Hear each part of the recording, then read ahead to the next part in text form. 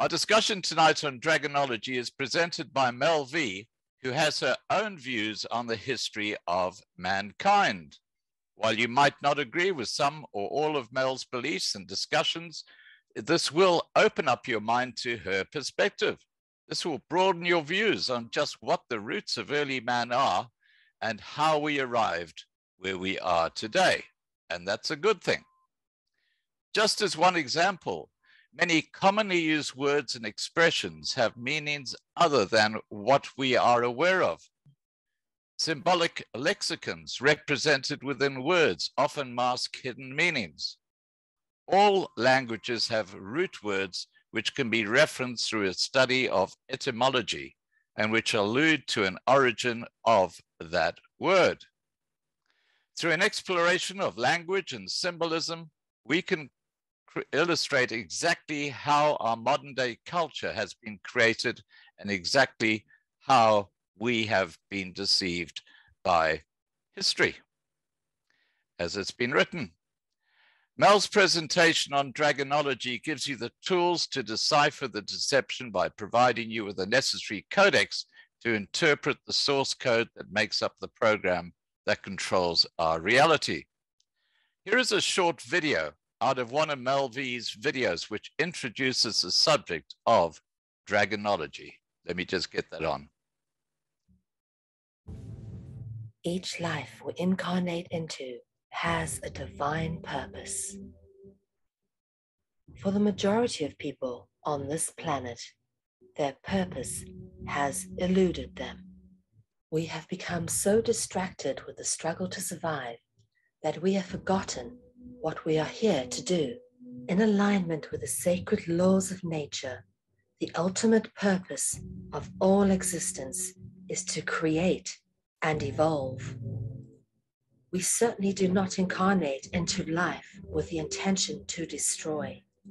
And yet, we have come to live in a very destructive world.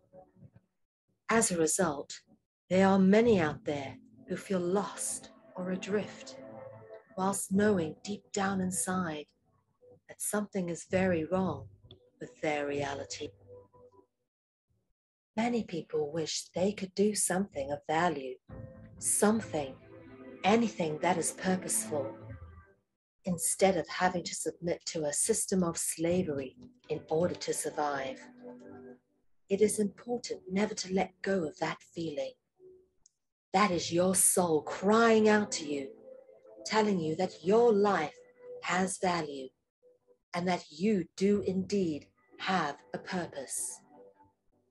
The most important thing you can do in life is to recognize your purpose. And often that requires a lot of soul searching. Life indeed dishes out some pretty tough challenges, which will either move. All right, guys, that just gives you a bit of an intro into our discussion tonight. And I'm going to get Mel Ve on. Here we go. Hi, Mel. Hi, Scott. Thank you so much for playing that. Even as you play it, it makes me emotional listening to that piece. It meant so much to me when I created this material, and that really is an emotive piece that encapsulates exactly what this really is all about. It's a deep and personal journey for many people out there, and I know it is for you. Right. Oh, look, we all have our own individual journeys that we live, and that's our reality. And sometimes we really get it so badly wrong. Now, last time we spoke about the secret of the Kalahari, and you took us back in time where we talked about who we are, where we came from, and how did we get here. By way of introduction, quickly unpack these core aspects of humanity from your research. Yeah. Well, it's really about understanding who we are at this place in time with all that's going on in the world. And a lot of people have gotten to this place where they really are questioning their place in the world and the narrative, and are we really being told everything there is to know, and can we trust those people that we have put so much faith into to kind of steer the the countries and stuff that we live in. So there's a crescendo of this. I wouldn't say everybody. There's a lot of people who've come to this point where we're questioning a lot of the narrative, which is why I would say now is the perfect opportunity to look back on our history and see what has really gone on in the past and how we got to where we are now, because a lot of it just doesn't make sense. We've had this discussion before about, you know, what history class is like in school. So as a revisionist historian, my interest is really just kind of looking at all the evidence and looking at what it's pointing to and the real story about how we got to the place that we're in, which, you know, you can't ignore the patterns of the past if you ever wish to create a better world without using those same destructive patterns. So that's why we do this work.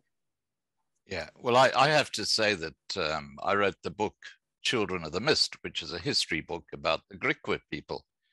And it took me 30 years to build up a library of books which dated back to the late 1700s. In fact, I just delivered a book dated 1796 to Dr. Peter Hammond from the Frontline Fellowship, and wonderful guy. But that book was actually about the launch of the London Missionary Society. And when you read that book, it gives you a very different perspective to what is out there in history, if I can put it that way. So by going back to the roots of writing and stuff like that, you get a far deeper perspective on just some book that's been pushed out there by the government or by someone who has an agenda. Now, just getting to the brain, because I mean, really, we're talking about people's perspectives here in many ways. Now, the brain is an amazing organ, but our reality is a reflection of what we learn and experience. In your view, why is our sense of reality so distorted? Well, it's because we are given a construct that's not altogether realistic. It's an artificial ontological construct that's programmed into us. And like all programs, there is a source code to this program, which makes up a greater program, and everything interacts together in a structuralized way. And once you've got the program and the structure installed within people's brains, in the form of language, okay, we look at a certain thing and we label it, that's a tree, okay, so from now on, every time we see it, we understand it through, okay, a tree, you know, as with bark and green leaves, but also how it's represented symbolically when you write it without drawing the picture. So not pictorial motifs, but the symbolic lexicons that represent the specific word. And you start to realize that all writing is in fact symbolism, and it didn't just one day pop up. It has evolved over a long period of time, and there is much history even hidden within individual characters of the alphabet, which I go into in great detail in my Dragonology body of work. And this is what we do with Dragonology, is actually go, you know, it is a language which programs us. We have to get down to the source code to understand what the individual, if you think of the matrix, the zeros and ones of the binary code, what the individual zeros and ones really are. So the individual components. And once you understand the individual components, you then get to look at the way we communicate in a whole different way. And the words and language that come from the media and the news, you get to understand why they're being used, and really have an understanding of where words were rooted and why they originally came to be and how they've programmed our reality. Right. Well, look, it's interesting when we talk about words, because what is very relevant today is the word farmer. And I'm not talking about the guy who works on the fields. I'm talking about medicine. And P-H-A-R-M-A is from a Greek word, which I believe means to deceive. Isn't that interesting? Yeah. Yep. Sorcery, deceived sorcerers were seen to be deceptive. It also can mean pharmakos, which means sorcerer or sorcery. You know, most people were distrustful of magic. Can be used quite deceptively. Well, I think it's pretty much on the money when you look at the actual origins of that word. Anyway, let's let's continue. Now, you mentioned the matrix, and in a moment, you're going to be doing a presentation for us, which I'm really looking forward to. But before we get to that presentation, are we stuck in the matrix? 100% yes. Some people more stuck than others. There are the neos amongst us who managed to kind of pull ourselves out, and we trade between two worlds. We're not completely out of the matrix. We have to kind of still work and pay rent and, do the things, pay taxes and on gas and petrol and whatever else it is that we pay for, like everybody else in the world. It's unfortunate that we are not completely one way or the other, but I do believe in the ultimate breakaway civilization. But the majority of us do live within the matrix, whether we want to or not, whether we recognize it or not. But to recognize it is better, because in recognizing it, we begin to understand how it's gotten a hold of us, and how it's actually so obvious when you begin to kind of pull it all apart and look at the individual dots that make up the bigger picture, as to how they've gone about completely controlling humanity, and how we've become a virtual slave species, a real slave species, and now moving more into the virtual world of transhumanism, and which is where the sort of New World Order agenda is kind of moving towards. So the most important thing, I think, for people is to kind of get in touch again with their true soul, source self, and their humanity, and peel away the artificial layers of programming, the codes and the matrix layers that are foisted onto us to create this artificial reality. And the best way to do that is, I would say, is doing the whole of the Dragonology body of work and going through it systematically, because it really helps you to peel back those layers and see the fuller picture. Well, I just want to let people know that I've had a bit of a sticky into Mel's Dragonology series, and it's a huge video bank and beautifully done. And I will put a link to that below this video after the live stream, because I think it just does add a lot of weight to what your views are on our origins and various things.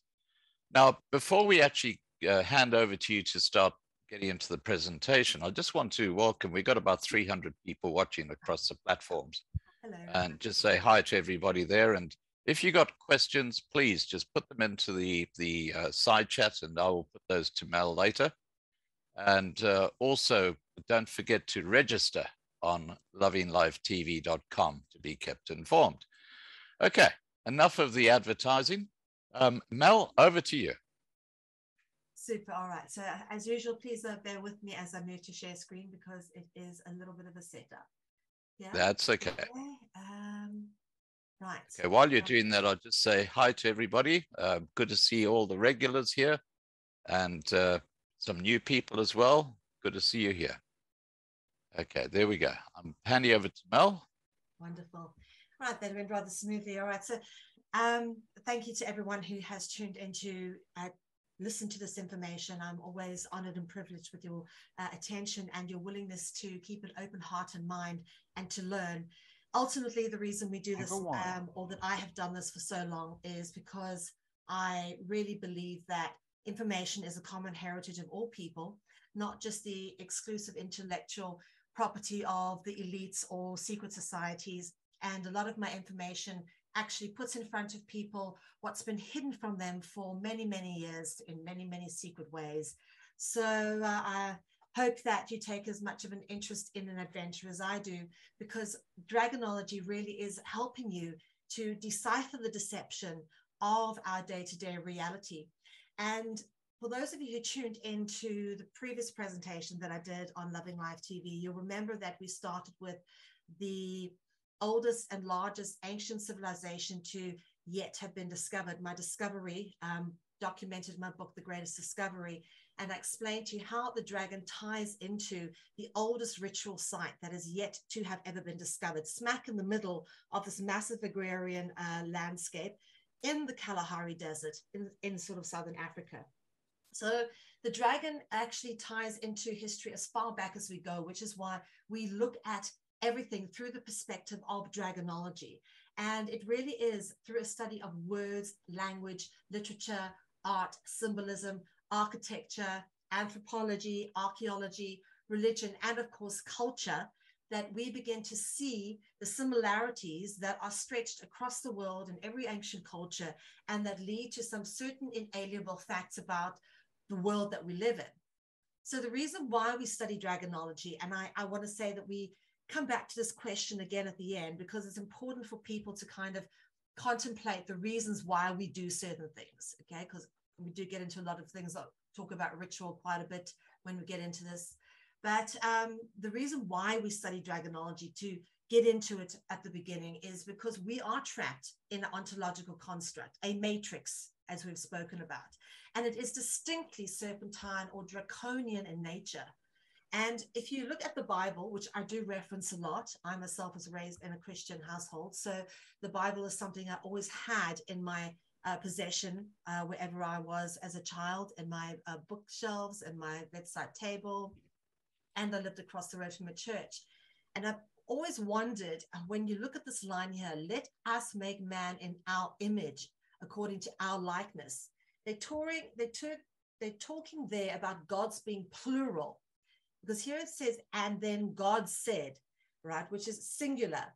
But here it alludes to a plural. When we talk about the gods, we're talking about the idea of the ancient aliens, ancient lineages that came down to earth and terraformed the earth perhaps, and then created a slave species of mankind.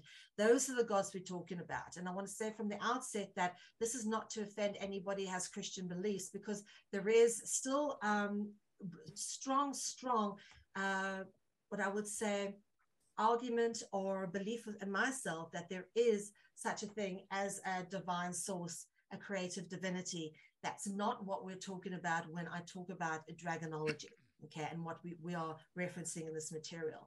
We are talking about an advanced species of extraterrestrial or interdimensional beings who have come to Earth to create, okay, as they will.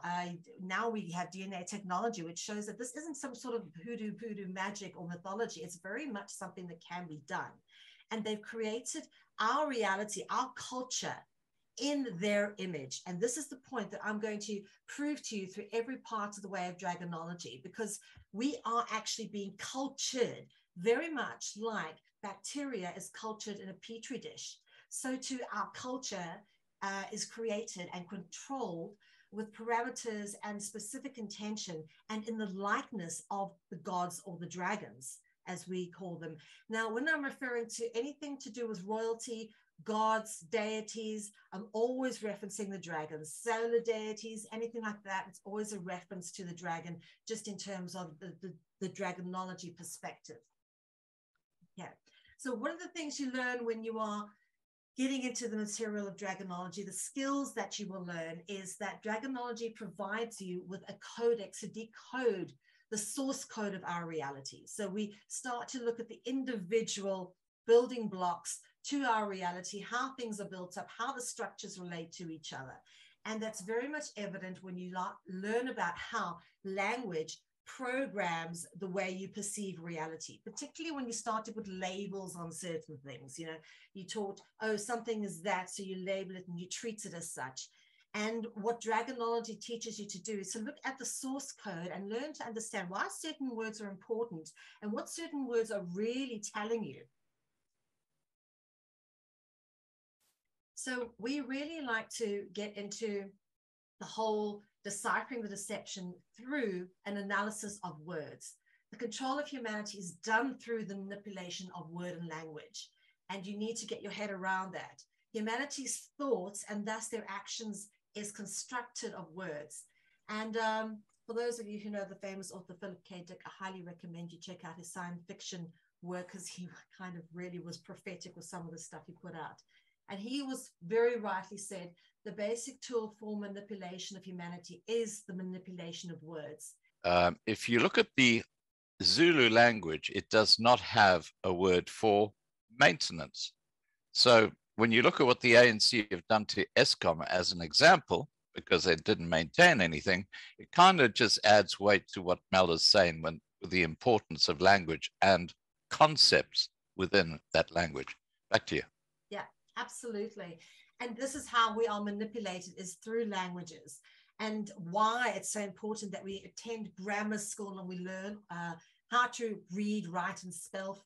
And this really forms the basis of how we think, the languages and the words, as you've exactly said. So it also defines cultures, language, because certain things you would never find in certain cultures. And all of the thinking that we do is done in words, and we are programmed to think first off in images as children, and then we assimilate very quickly to language because we have a very fast language learning center up until the age of 7. And then we get words into sentences, into language. So then that's how our whole world is actually structured. It starts with the word and how we start to assimilate the world from then on. As we grow older, moves further away from observation and more into label and judgment. You will notice that with people as they grow older. Less observation, more into automatic, without full observation of exactly what's going on. Now, I just want to introduce you to this guy because I'm a big fan of anthropology. A lot of my work is anthropologically based. And this guy here, Claude Levi-Strauss, he was the father of modern anthropology. I think he's actually French, if I'm not mistaken, a Jewish guy. And he brought out the theory of structuralism, which to me really defines how the world and the fabric of our reality is kind of put together. And he says structuralism has been defined as the search for underlying patterns of thought in all forms of human activity. And in sociology, anthropology, and linguistics, structuralism is the methodology which states that elements of human culture must be understood by way of their relationship to a larger overarching system or structure. So that works if you think about language as well, okay? Everything within language, the words sit in a specific place in a sentence in relation to other words within the structure. Otherwise, there's a loss of meaning. And this is true for life. This is how we've been programmed, is through this interconnection, through a structure, which we almost in a way can't really perceive, but it's there. It's an ontological construct that holds us believing and speaking and doing and saying certain things because we are programmed with it. Now, we actually looked at the individual components of what that structure is and how that structure relates to literature. Because for example, in literary theory, structuralist criticism relates to literary text to larger structure, which may be part of a genre. For example, the works of Emily Bronte fit into the genre of classical English literature. Okay, and there's a whole sort of narrative that goes around where English literature fits into within the paradigm of our English education. English was something that I studied to university level. So this is very much an understanding of our language, and that it's not just some random, someone made it up one day. It comes from a very specific place, and that all the structure plays into creating something that we are pretty much caught in. And it is it's a matrix. Absolutely. You asked me that question. It is a matrix. So to explain get back to that question, what I've just explained now is pretty much the answer. Yes, it is absolutely a matrix. And this is how the structure plays out. For example, the word Bible comes from the Greek word biblion, meaning books. And you find the root word biblio in things like bibliography, which is something that I write in my books, a little thing about me so people know who I am. And bibliotheek, for those of you who are Dutch or Afrikaans, you'll know that that's just a Dutch word for library. So you will find, now we start to get into how the root words actually fit in and what they actually mean and what they tie back to. It gives you an idea of how the structuralist element within language and literature starts to work. Do you have any questions or queries? No. Everybody's absolutely watching and listening to every word you're saying. All right, great, because this gets into the big stuff now. So okay. Books are composed of symbols, letters, words, sentences, and artworks. Pictures, pictorial motifs, hieroglyphics, for example, is a language in a pictorial motif. And I want to just talk about how accurate the Bible is. Many people don't realize that over the past 2,000 years, the sacred text has been changed a great deal.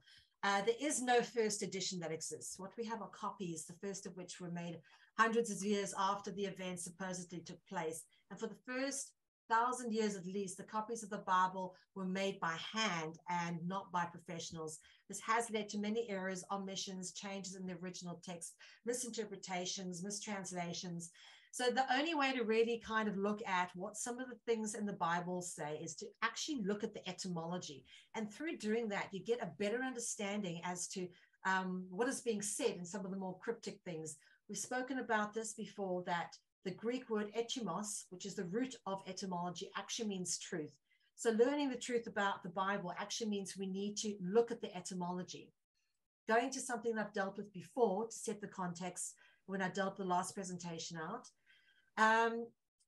In Revelations chapter 12, verse 9, it clearly states that, and the great dragon was cast out, that old serpent called the devil and Satan, which deceiveth the whole world. He was cast out into the earth, and his angels were cast out with him. Now, you'll notice I've highlighted this in red for a very, very specific reason, okay? Because now we're going to start looking at what the concept of angels are. We spoke about the dragon and the serpent when we did the last presentation. Now we're going to look at angels, because this turns up in the Bible a lot, and in most of the what we call Abrahamic religions, the religions that recognize Abraham as the first prophet. Now, dragons are a very common symbolic indicator in the Bible as well as throughout history, and we will get into prove that as we go through this presentation. But I do want to notice here that this bestiary, which is a medieval bestiary, depicts a dragon-like being, which is the Whore of Babylon, with a cup, and it has 7 heads. Plenty of dragons in different cultures with 7 heads. The symbolism that transcends different cultures is not just mere coincidence. There's absolute truth to this stuff, because there's no way you have unconnected cultures with so much similarity and no truth there. We dealt a little bit last time as well with the symbolism in classical artworks, and you will notice that this one, I think, is Lucas Cranach. This has a serpent, and this is depicting the story of Eve and the Garden of Eden with the apple. So right at the beginning of the Bible, the story of Genesis, we have the serpent symbolism turning up, as well as in Revelations, the last book of the Bible talks about the dragon and the great serpent. And we also showed this image last time, which shows a serpentipedis, or dragon-footed being, in the Michelangelo depiction of the fall of man. Note they are naked. There's naked symbolism is a symbol of the dragon as well, and that's why you have so much nudity in art. This is the William Blake interpretation of William Blake, of course, was a secret society member. So back to dealing with the word angel, because this is very important, and you need to understand how these things are hidden and how we've been taught to label certain things and then treat them in a certain way. There's no better example than when you're dealing with the word angel. For example, the word angel is rooted in the words angui and anguiem, which are Latin for serpent or dragon. So when we're talking about these like pretty humanoid beings with wings and tiaras or whatever, we're actually talking about an allegory of the dragon. So we are being deceived by these sweet little cute angel type things, but actually they are symbolic allegories of the dragon. And now we're going to start looking into what we call dragon root words and how they kind of turn up in some very interesting places. For example, the dragon or angel root words, for example, we're using the root angel, which, as we've just shown, the root of where it came from, turns up in things like anger, stranger, manger, danger, anguish, interesting, Anglican, and evangelist, the whole word, orange, house of orange, anyone, tangerine, mango, tango, ankle, what, pangu, which is the creation figure in Chinese mythology, sangu, which in Portuguese means blood. Exsanguinate means to bleed out when you die from a loss of blood. Language, slang, the Afrikaans word for snake, okay? English, because here we start to transliterate a little bit. The A can become an E, right? English, Anglais, as you can see, the A and the E are really just the same with transliteration. And then the E transliterates here for the A in angel, and you've got messenger, and they talk about the angels being the messenger. revenge or avenge, and henge.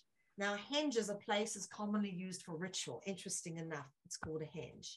So, as I've already mentioned, grammatical law of dragonology is that all vowel sounds transliterate with each other. That's the A, E, I, O, U, and Y. Vowel sounds can swap out with consonants. And like, for example, here, they can actually swap places with angle, which we get into quite a bit on the word angle or angel.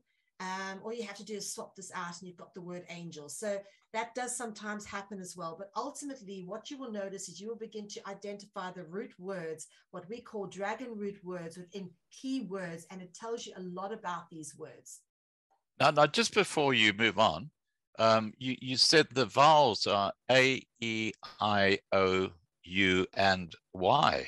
How does Y become a vowel? You know, when I was at grammar school, we were actually taught that Y is the special vowel. Because actually it can be used, you can use Y to replace, for example, my name is spelled M-E-L-A-N-I. You can put a Y at the end. You know, Melanie, you can have a Y at the end of Melanie instead of the I. It does actually transliterate out for other vowels as well. And usually it's the I or the E most of the time that it transliterates for. All right. But that's a good question. Okay, so the root words are found in some very strange places. Now, this is where I want to kind of get into the negative and the dark side. Sorry, I have to go to the dark side a bit here. But when you start looking at dragons and Satan and all that, it does get a bit dark. And you start to recognize things that are very negative, all right? All these words are very negative. They tend to actually all have these very distinctive root words in them. Right? And there's a frequency attached to words as well. Don't forget that we get into frequency in dragonology and how that affects certain things. But there's a frequency attached to everything that we express. The emotion and the intent with which we express is casts out into the world and it ripples out through our energy. So when we Mel, yeah, is this common to all languages, or is this just English? This root word system. It blew me away, actually, because I was thinking, surely not Chinese, but true as Bob. I'll show you the best example of how even the Chinese language this applies to. It's every language, not just the Latin languages, even Sanskrit, even Chinese, they've got the same tonalities. It's unbelievable. So this is why, for me, this is an exact science, and no one has been able to disprove this. So we need to, I just want to get into these words here. As you get more into the dragonology material, you'll notice these words actually show, are rooted in dragonology root words. I've just put them here as an example of some of the words that we reference as negative. Okay, all of them are rooted. For example, fright has the root word ritual in it, from root ritual, R-I-T. As an example, pain, for example, and panic, it's the P-A-N from the god Pan, which comes from the Greek god Phanes, which was a creator deity. So it all ties in that sort of way. They all tie into referencing the dragon and the ritual at in some way through the way they're written. And I'll give you several examples. I mean, it's a huge compendium of work, the whole of dragonology, all 13 episodes of the 3 series, which go into all the different various root words and the applications and what really the implications are. But these are the most important ones. For example, we talk about an angle we spoke earlier is rooted to the word angel. Now, a right angle, we talk about a right angle being a 90-degree angle, which we see in, oh, lovely, it turns up in the Freemasons logo. How convenient. Yeah. So the right angle is actually talking about a rite or a ritual, like a sacrificial rite or ritual. It's a ritual angle, and it's 90 degrees, always divisible by 3, and it's the basis of the square. Now, the square does not appear naturally in nature. It was an archaeological and geometrical phenomenon that was architectural and geometrical phenomenon that was given to us by the dragons, all the creator gods who gave us this knowledge. Thoth supposedly gave us the knowledge of the angle. This is now, can I just say that what is so interesting is that the actual origins of our language come through the church, because it was the priests who were the only ones in the community who could write. Yeah. So if you look at the role of the Roman Catholic Church, they were actually the originators of the language we're talking about here with the root words. Yeah. Am I correct in my assumption? Absolutely. And the word write, as in to write, talking about reading and writing, has the root word writ in it as well, because we spoke in the last lecture about how it's all about the ritual. And what we call the so-called footprint of the dragon is the square, which is why you have this imagery turning up in different religions, the tessellated tiles in churches, the Kaaba in Mecca, the square block. And it's funny because you start to look at the meanings of the words. The word cube and keb are etymologically cognizant with each other. They come from the same root. And keb is a reference to the heel or footprint, and is actually the heel or footprint of the dragon. And notice I put the footprints into a square here, because I'm trying to create an idea of that this knowledge of using the squaring out and the building of temples, which are square very much, the pyramids all very squared off. This is all the footprint of the dragon, the squaring off. And then, of course, you find the word angle in triangle. And the number 3, I always talk about it being the God code. Okay. Right. Now, the Egyptian Holy Trinity, just to go back to this, because this, of course, is the all-seeing eye and the triangle, a very familiar symbol to those who understand what's going on in the world and the whole New World Order agenda. And you'll start to notice that these symbols turn up in some interesting places. And one of the things I want to draw your attention to is, of course, the number 3 in the Egyptian Holy Trinity, which is referenced in the Egyptian narrative as Isis, Horus, and Seth, because what we learn through the course of unpacking how languages and specifically religions were formed is it's got a backdrop of numerous cultures that have come to where it is now. And the Catholic Church actually pays homage to the fact that the Catholic religion is an ancient mystery religion that originated most likely out of the formalities and rituals of ancient Egypt. And this is evident wherever you see the Isis, Horus, Seth, that is the Holy Trinity that they honor. They try to make it out like it's something else, but this is in so many Catholic churches, proving that religion is based on earlier so-called pagan practices, despite at one stage, going and massacring and murdering all pagans. Ironic. But Christian Holy Trinity is often referred to as the Father, the Son, and the Holy Spirit. But this is kind of deceptive, because this is what it really is. However, within the Holy Spirit, there's also something else to be noted, okay? Because that does, again, bring us back to the dragon reference. And I love this image because sometimes the halo is also depicted in the Trinity, and the dove is depicted as the Holy Spirit. The Holy Spirit is commonly represented as a dove. This is the Holy Spirit window in the Vatican. And the dove in Latin is actually said as the word columba, and serpent in Latin is coluba. And you can see how similar these two words are to each other. It's easy to actually, mix them up. They're definitely etymologically cognizant with each other, with the same common root. Now, this is a dragon root, and it turns up in some interesting places. It's the root of Colosseum, for example. It's the root of columns, which you find in temples, for example.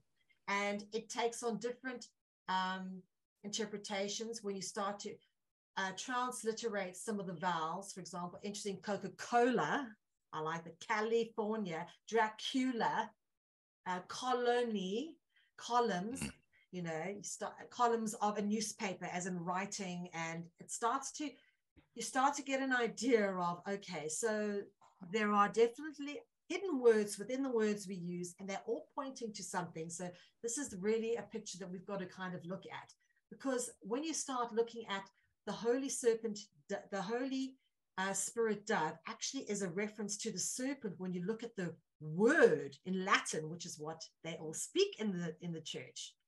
And the word cobra comes from this dragon root word rooting as well, because look at this. All you've got to do is C-O-B-R-A.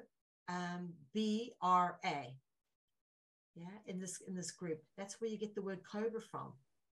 It's actually Yeah. out of these words. It comes, if you could actually pull them out of these words.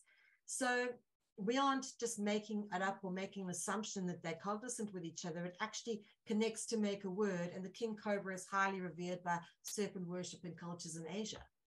So, all right, let's get more into the angles, because I did speak about them, and it is important because we do deal a lot with sun symbolism, sun gods, measurements of time, and of course, the God code, which is 3, and comes up in everything.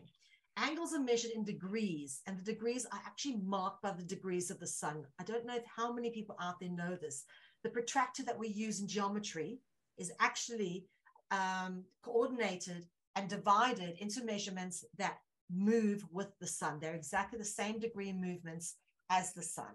Now, people might wonder, well, hang on, there's 365 days a year or 366 days a year, depending if we're in a leap year. What happens to the 6 degrees that you're supposed to get if you have a 360-degree protractor, and if there's 365 or 366 days? So where does those 6 degrees go? And that's very important, because this starts to bring us onto what we call astrotheology, a whole other body of work, which is very, very interesting. At solstice, which happens twice a year, and in the Southern Hemisphere, it happens, a summer solstice and winter solstice happen at different times of the year, but our equinoxes are the same. But at solstice, which in the Northern Hemisphere, the winter solstice, what happens is the sun rises in the same place for 3 days and appears to stop moving. Every morning, the sun will rise 1 degree either to the north or south, depending on if it's moving towards winter or summer. But in solstice, it rises for 3 days. And they call this period of time solstice because it's when the sun actually stops, okay? Sun stopping. The sun appears to rise in the same place. And this is perceivedly the 3 days of the death of the sun. So it's important to understand that. And it's supposed to happen around the 21st. That is the winter solstice or the summer solstice in the Southern Hemisphere. 3 days of the sun rising in the same place. And then on the 25th, the sun rises 1 degree to the north from the Northern Hemisphere perspective. Okay, so this is when we have December 25th. Let's get into how the sun actually rises. From the perspective of the Northern Hemisphere, the shortest day and the longest nights are December solstice, which is the sun stopping, when the sun is perceived to stop moving for 3 days. And the 23rd, 22nd, 23rd, 24th is the 3 days that the sun supposedly rises in the same place, meaning it rises on the same spot on the horizon for 3 days. This is said to be the death of the sun. Then on the 25th of December, the sun rises 1 degree to the north, indicating the lengthening of days, the coming of the light, bringing spring, new life, regeneration, basic cycles of life associated with agriculture, fertility rituals, etc. That is why it is said the sun, or the sun stroke sun, as in father and son, was dead for 3 days and rose again. This is why the 25th of December is the birth of the sun god or son of God. Now, Mel, yeah, that I heard that the actual origins of Christmas, and it might not have anything to do with the date, but the word Christmas has nothing to do with Christianity. It was actually a marketing ploy by Coca-Cola. So I'm not sure. Apparently this goes back to the late 1800s. Coca-Cola came up with this guy in the Father Christmas in the red suit, all this sort of stuff, as a marketing ploy. I think that's something we should have a look at. But the day, I'm not sure about the association with the day. Well, this is, you've got to understand that this is a solar ritual which is observed. Whether you want to observe it through the Christian lens, you want to observe it through the ancient Greek lens, this was a day that was celebrated as the birth of the sun god. It's celebrated by many pre-Christian saints and saviors before supposedly Jesus Christ. Yeah. Now, well, I just make the point that if you go to Stonehenge, for example, there are stones which are aligned for those particular key times every year. Which is really interesting. Yeah, back to you. Yes, and we do get into that because it's very important that the solstices and equinox have been incredibly important to cultures throughout the ages, and you see that in many ancient temples. But let me just explain to you what's going on in the sky on the morning of the 25th of December. You have an alignment at sunrise, which is the three brightest stars on Orion's belt. The constellation Orion would typically have other stars here, which actually make a straight line and point to Sirius, the brightest star of the Sirius constellation, okay, which is actually the star in the east. These are the three kings which followed the star in the east to the birth of the sun. That's where you get that story from. Okay, here's where the sun rises, and it makes a straight line pointing directly at where the sun rises on the horizon. I myself have stayed up on the morning of the 25th of December, and I've seen the alignment in the sky. It is indeed true. This line points directly to where the sun rises on the horizon on the 25th of December. So this is what the story of Jesus and the birth of Jesus actually was really based on. It's an astrotheological story based on ancient sun god worship, which predates Christianity. Okay, and this is, whether you believe in Jesus or not, I still want to say right here that no matter what I talk about here, I still have strong evidence for someone who became known as Jesus, who existed and was actually of royal bloodline through the Merovingian bloodline. So I'm not discounting the existence of anyone known as Jesus to any of us Christians out there. What I'm saying is how we celebrate these holidays is actually based on pagan traditions that predate Christianity. And I will go on to point out some examples of that as we go through this. But for example, in the story of Jesus, it's commonly acknowledged that Jesus was placed into a manger. Again, interesting. I've never heard of a manger ever being used anywhere in my life, ever, except in the story. The word's never been used in the context of being a bed or cradle. It's specifically there to mask this root. And you may notice an example of this in the Bible as well, but Moses was put into a basket of reeds and sailed down the river. There is a symbolism to putting the children into specific vessels that indicates that they are of special birth. And you'll notice Jesus, of course, holy with little halo around his head. It was angelic or son of God. But this is how they're trying to kind of indicate that there is something special about him by the fact that he was put into a manger. This word is symbolic of the angel and dragon bloodline, the Merovingian bloodline, which we will get into at some stage. Right. Again, just to go back to this pre-Christian saviors, there are many of them born on the 25th of December. There are, wow.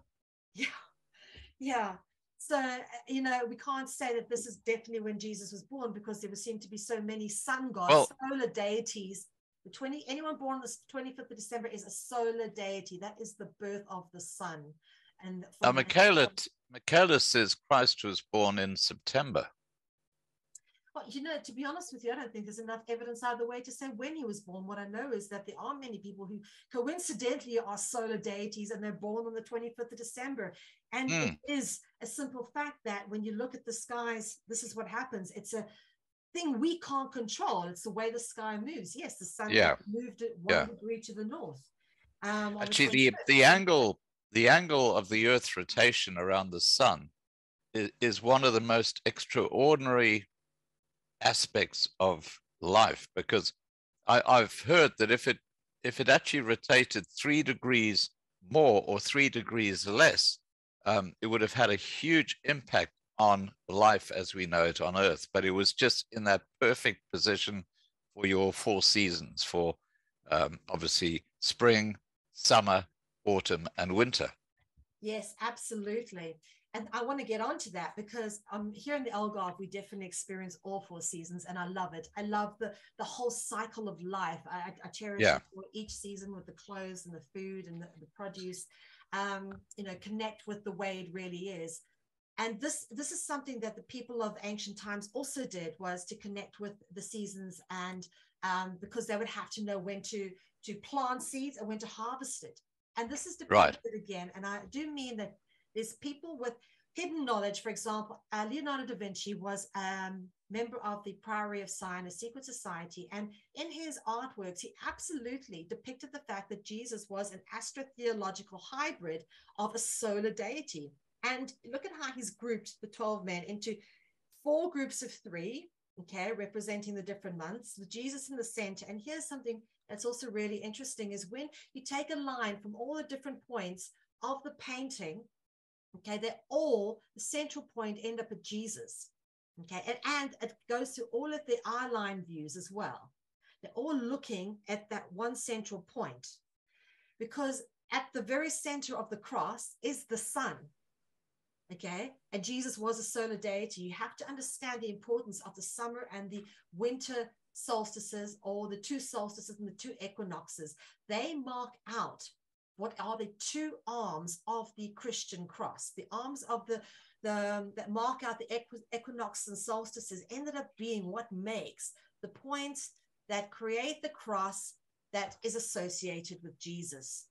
And again, you will see this represented in the zodiac. For example, the dragons were the ones who grouped the constellations into pictures and gave them to us. The constellations, as they are, transcend every culture throughout the world and are agreed upon by all ancient cultures that certain constellations are at a certain time of year. Interesting. How did that happen? It's certainly not something that's modern done.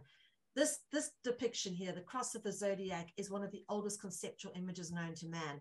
And once again, it marks out the crosses at the solstices and the equinoxes with the various signs that sit between them. You'll notice that the solstice and equinox don't go through signs, but actually sit on the boundaries of certain signs, okay? Showing that, right, that they are acknowledged as important.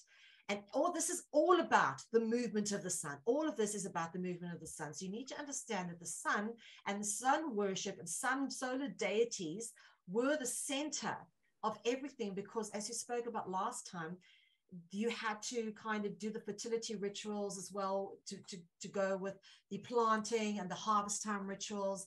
Everything is about the sun, which is why Jesus is an assimilation to a sun god, okay, and why that's kind of happened that way.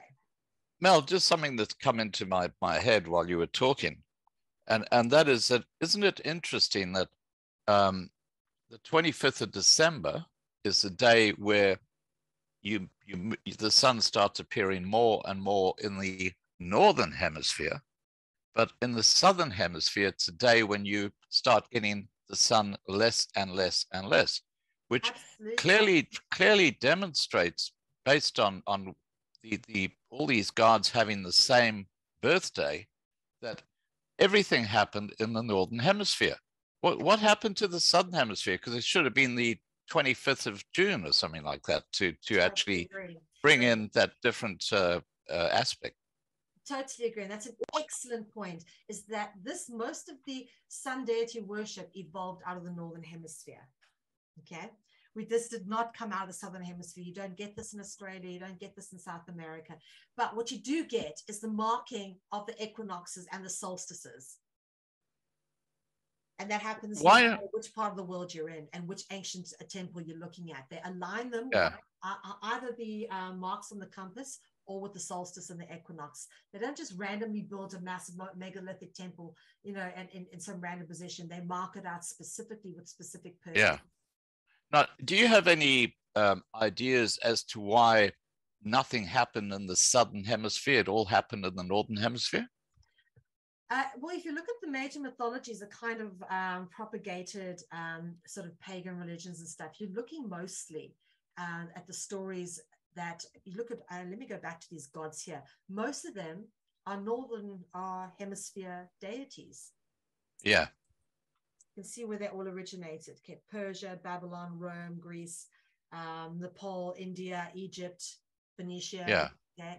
That's why, it's because they were cultural deities specific to cultures in the northern hemisphere, which is why the story concentrates specifically on the death of the sun.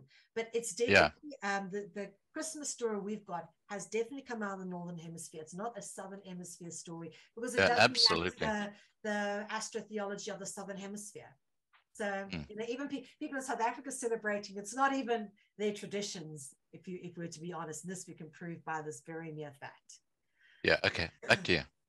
Okay, so it's very clear that Jesus, as we've been taught with, you know, Christmas as the birth date, was very much being depicted as born the Son of God, but it was in fact a sun god. And Christ has always been assimilated to the solar deities. In fact, one of the the ancient depictions of Jesus was with this halo around his head as sun rays. It's now kind of more like this. And there you can see the cross, which mark out the crosses of the zodiac, the equinoxes and solstices, sometimes depicted behind Jesus's head. But really what Jesus was is the sol invictus, the unconquered sun, which is what in Roman Greece they really worshipped. And they've got different variations of this, Ra being the Egyptian sun god, for example. So before I go on, I just do want to ask if there are any questions, because I know this can be a lot for people to kind of take on board. There are no questions in the side chat, but there's a lot of discussion about, you know, various aspects. For example, where is it? Michelle Mullard said, where is it? She basically said that you're right on the money with regards to something you spoke about. Yeah, here we are. Okay, Mel is right. The Roman celebration of the sun god was the 25th of December. When Christianity was accepted by Rome, holidays and celebrations were combined. That's correct. So that could be the origin of Christmas. Well, the Council of Nicaea, which convened in 333 AD under the Constantine, was really the start of the Christian faith as we know it. But it was what happened was there were some people who were calling themselves Christians and were a problem for the Roman Church. So what the Roman Church did was they couldn't kill Christians anymore because it was just bad PR. So they decided to take the religion and bastardize it, and actually just took all the names of the Christians were using and applied it to their religion. But it's okay that, you know, that's been done before, because they did that to the Greeks. They just took the Greeks' religions and put all their names on it as well. An example of, is look at the planets and how they're all named after, sorry, Saturn, that's a typo over there, but they're all named after deities from Greek and Roman mythology, just to point out how it's not just the sun god and Jesus that are assimilated with each other. I mean, we've got various female deities assimilated with the moon, you know, moon goddesses and whatnot. Okay, and that's true as well. If you look at the names, of course, they're all Venus, Mars, Jupiter. These are Greek and Roman deities, and that is because astrotheology has been one of the biggest factors in creating the so-called Christian stories that we've been fed by the very toxic Roman cult and their leadership through the Vatican. Now, just on that point, I'd just go back to the previous screen again, if you would. Now, the Catholic Church is not called the Catholic Church. It's called the Roman Catholic Church. And of course, the Vatican is in Italy, and it's a separate entity within Italy. It's actually a private. It's actually not part of Italy. It's actually a little separate entity. That's right. And the common conspiracy theory today is that the Pope is totally in bed with the New World Order. And in fact, the Rothschilds apparently have a huge bearing on the finances of the Roman Catholic Church. And the Pope, I know, has just been party to the suggestion that the three great religions, which are Christianity, Judaism, and Islam, should actually join under one roof, which is absolutely feral to any Christian. But this has been promoted by the Pope, who is a member of the Roman Catholic Church. So it's interesting how these things just seem to tie up. Absolutely. Honestly, what the Pope is doing with the various religions is not to be unexpected, because the Roman Catholic Church created Islam. And in fact, the Pope is in fact head of the Islamic faith. And that is why the Pope is allowed to visit even places like Saudi Arabia, where priests and evangelists get murdered if they go there, you know, Christian priests and evangelists, because he is actually head of the Islamic religions, and the highest people in the Islamic faith know this, that they answer to the Pope. So it's not surprising that he wants to kind of bring it all under one religion. And in fact, all religions come from a common origin, as we will go on to talk about in a little bit. But it's interesting to note that the Pope as well with regards to New Order and the Roman Catholic Church. They were the people who created the legal framework under the papal bulls of the Sister KV trusts in the 16 and 1700s, which made the legal framework and structure for the ownership of people's souls and people's bodies and all property on earth. They claim that it's all theirs, and they've just got, you know, however else you want to believe you own something is actually more or less an illusion you believe in than any basic truth. They can remove anything from you at any time that they want to, because they believe that they own it and they're just loaning it to you, and you want to buy into the concept of ownership, well, you know. Anyway. Well, another conspiracy theory on that particular angle is that when your mother and father register you when you get born, you actually become like an asset of this entity, which is, and I've heard, and I don't know how true it is, but every single person that is registered, there's a copy of that registration at the Vatican in this big library. Yeah, that's true. That's absolutely okay. true. Back to you. Yeah, that's absolutely true, because that's where they set up the original legal framework, right? Ownership of us, and that's their registration. As long as they have those registration papers, it's like the registration papers of a car. They technically own you, which is why they have a copy of it. And this is why I recommend to parents not to register your children into the system, because register means giving ownership over to the king. And that's what you do when you register anything, be it a car, a house, or even a child. You give ownership of that thing away to higher parties, which is why you don't have a say in what your kid gets taught in school, because you don't have ownership of your child. Anyway, back to this. Just a comment from the side chat, or a couple. RJJ says, NASA's moon rocket Artemis, Greek mythology, is Diana, Roman mythology, goddess of the hunt. And Michaela says, we're dealing with duality, Christ consciousness and serpent consciousness. It's always a fight conflict between good and evil, started in the Eve's womb after she was seduced by the serpent. Yeah, it is ultimately, that's what it comes down to. It's a spiritual war between light and dark. Okay. Exactly. What we do here is we give you guys the tools to kind of work your way more towards the light, so you don't fall into darkness through the language you use. So right. Let me get on with this, otherwise we will. Back to you. Again, just an assimilation of the gods to the planets. This also happens when you start to look at time, for example, and how time is broken down. Anything to do with the sun, again, the sun determines the time, and we can very much, the sun, you know, goes 365 days a year to make one rotation. That's divided down into days, that's divided down into hours, minutes, seconds, weeks even. So anything to do with the sun and time, the days of the week are actually a measurement of time. And again, Saturday, Sunday, Monday, these are actually named after heavenly bodies, much like all the other planets that we have here. Again, more credence and evidence towards the argument of religions being based in astrotheology, because all the gods seem to be, you know, named or giving names to the planets, and there seems to be a lot surrounding that.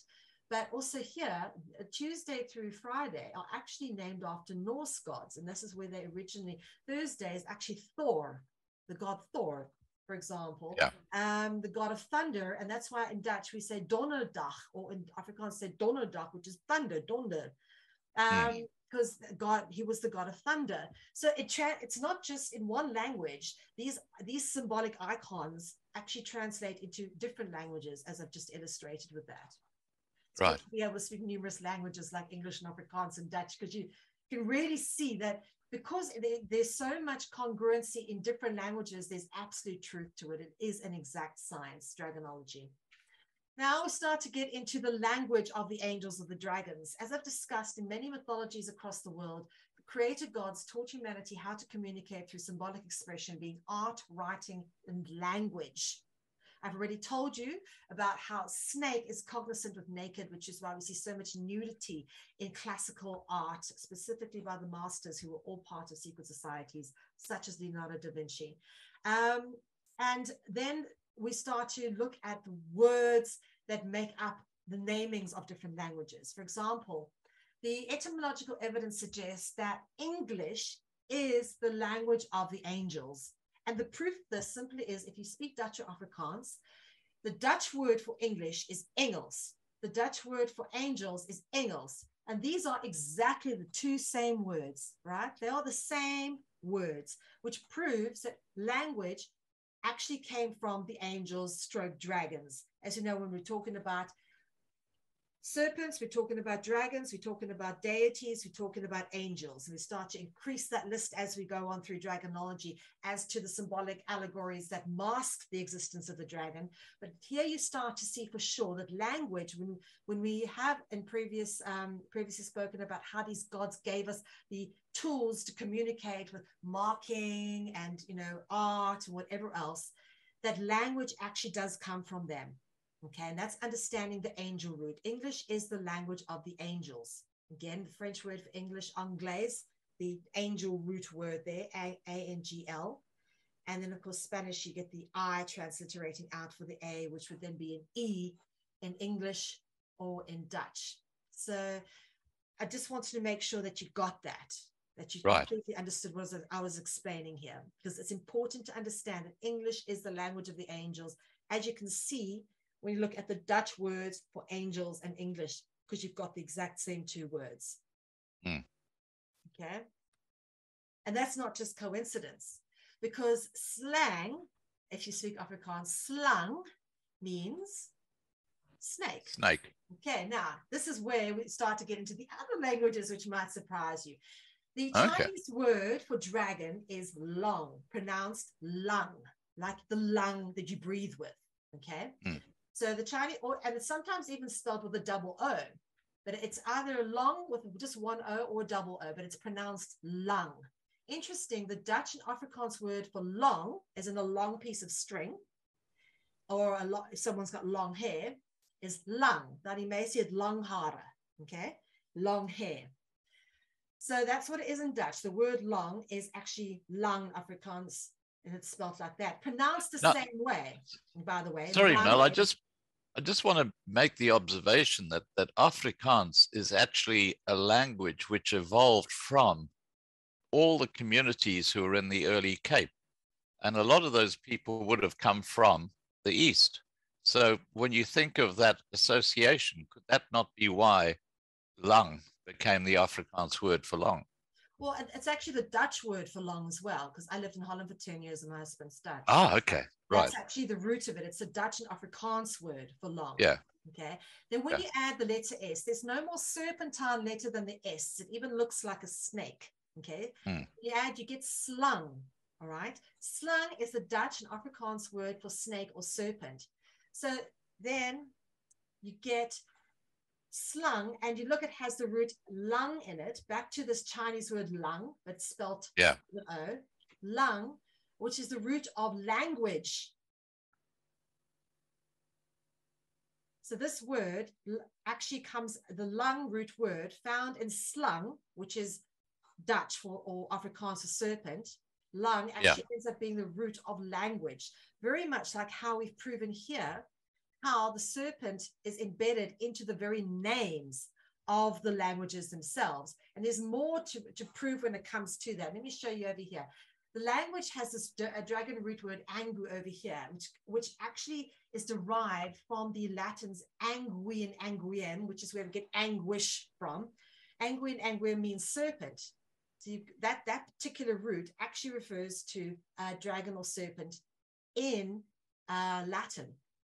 And this depiction over here of serpent worship, even in Egypt, depicted in their carvings and reliefs, someone bowing down to a serpent. This is ophiolatry depicted in ancient Egypt, and we're going to get back to this. Right. Now, I just wanted to back to the point of saying how these root words even make it into the names of the languages to prove that these languages come from the dragons. Okay, again, the words writing and ritual contain the dragon root word writ. This turns out in Sanskrit, and Sanskrit actually predates even the Latinized languages. So you won't believe that even in Sanskrit, you'll have specific words which come up, which are indicative of the same pattern that I'm pointing out here, because it's not just true for one language, it's true for all languages, because they all came from dragon origins.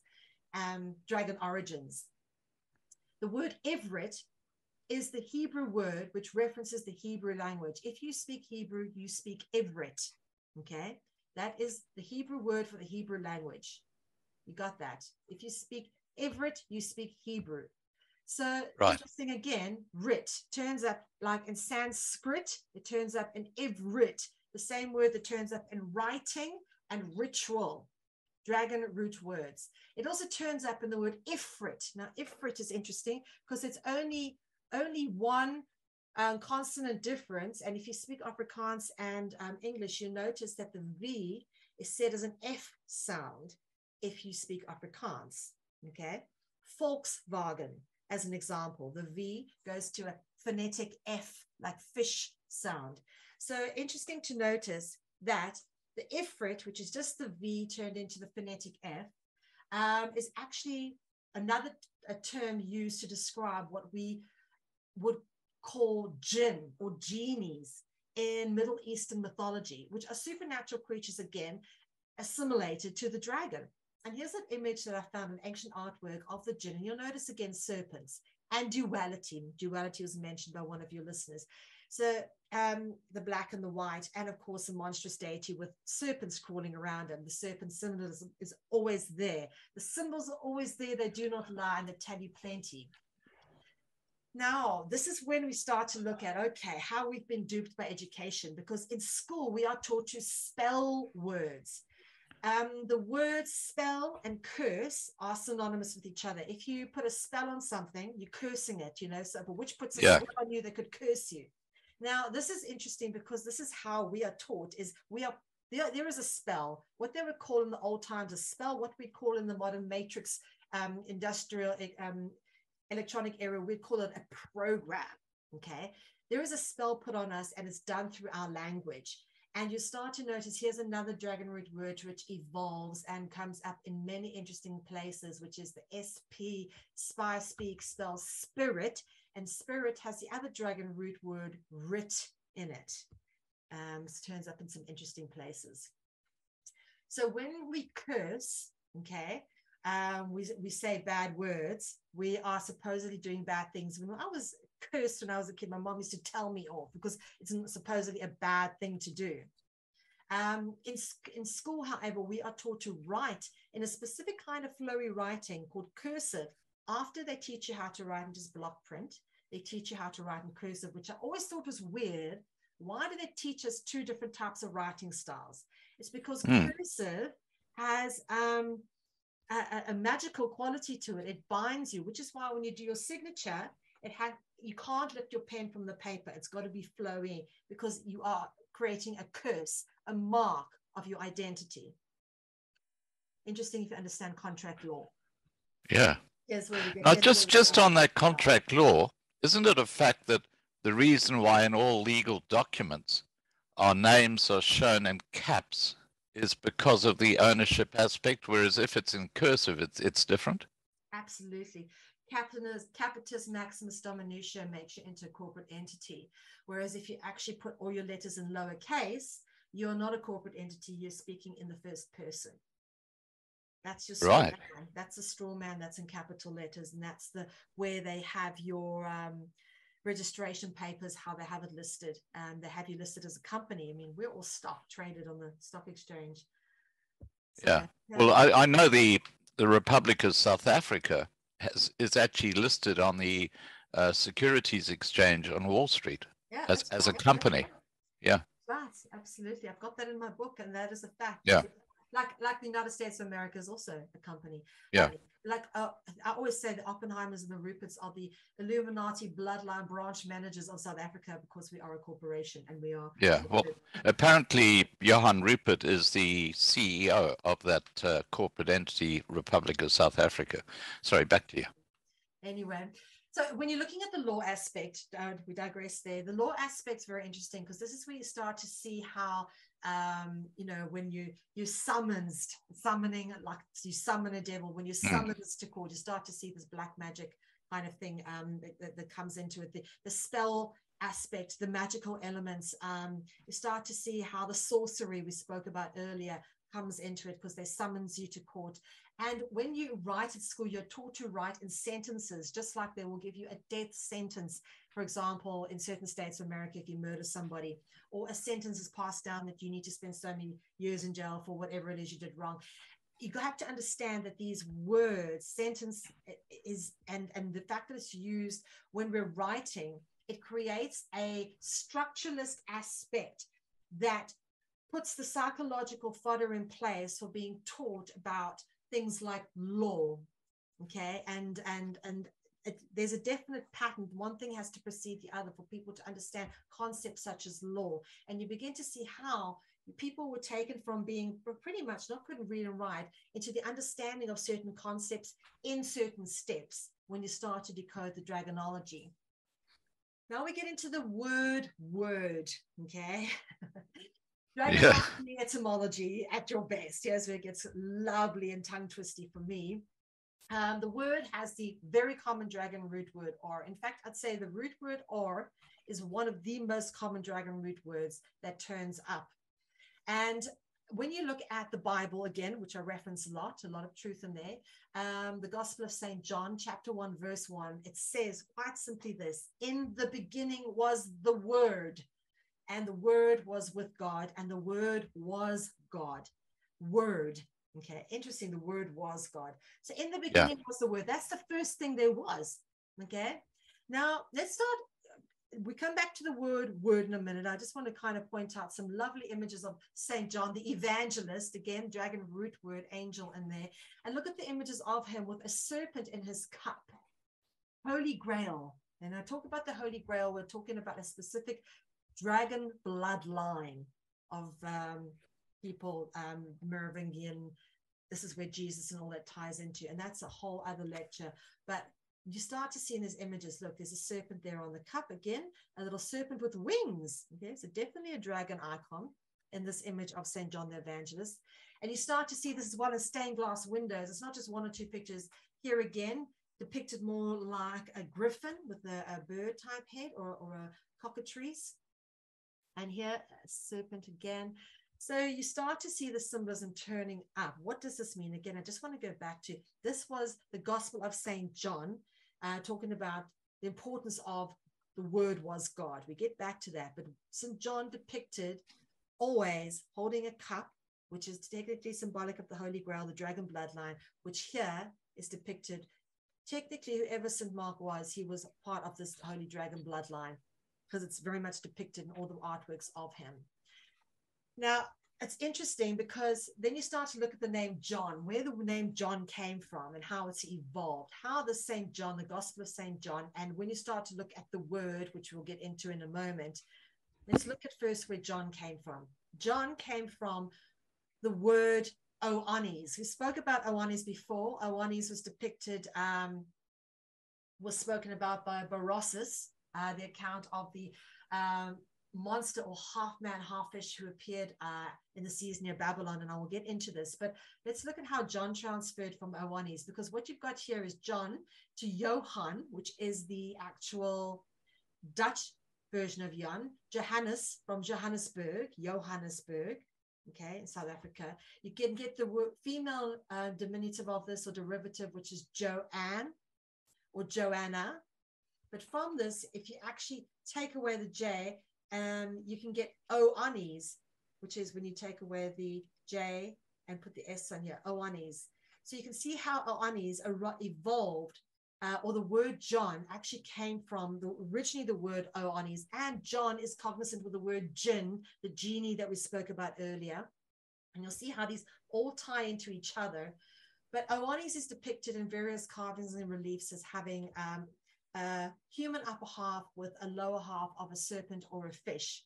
And we've spoken about the account of Berossus, a Greek philosopher, who talked about how this monster gave man the knowledges of letters, art, sciences, taught them to build towers and temples, established laws, instructed them in the principles of geometry, taught them how to sow, gather fruits of the earth. That's agriculture. And that's the story of how the dragons gave us knowledge and writing. Now in the Bible, Mel, in the Bible, it talks about when Babylon was built, and God was not happy at all. And he spread the nations across the world, and he gave them different tongues. That this kind of ties in with that, doesn't it? Very much so. And there's an interesting allegory to what the Tower of Babel actually was. I've got some views on that, which is again another lecture. But yeah, there is some symbolic allegory, which is very true when you look at some of the corresponding mythologies in other parts of the world. There is a lot of truth to that if you know what you're actually looking at.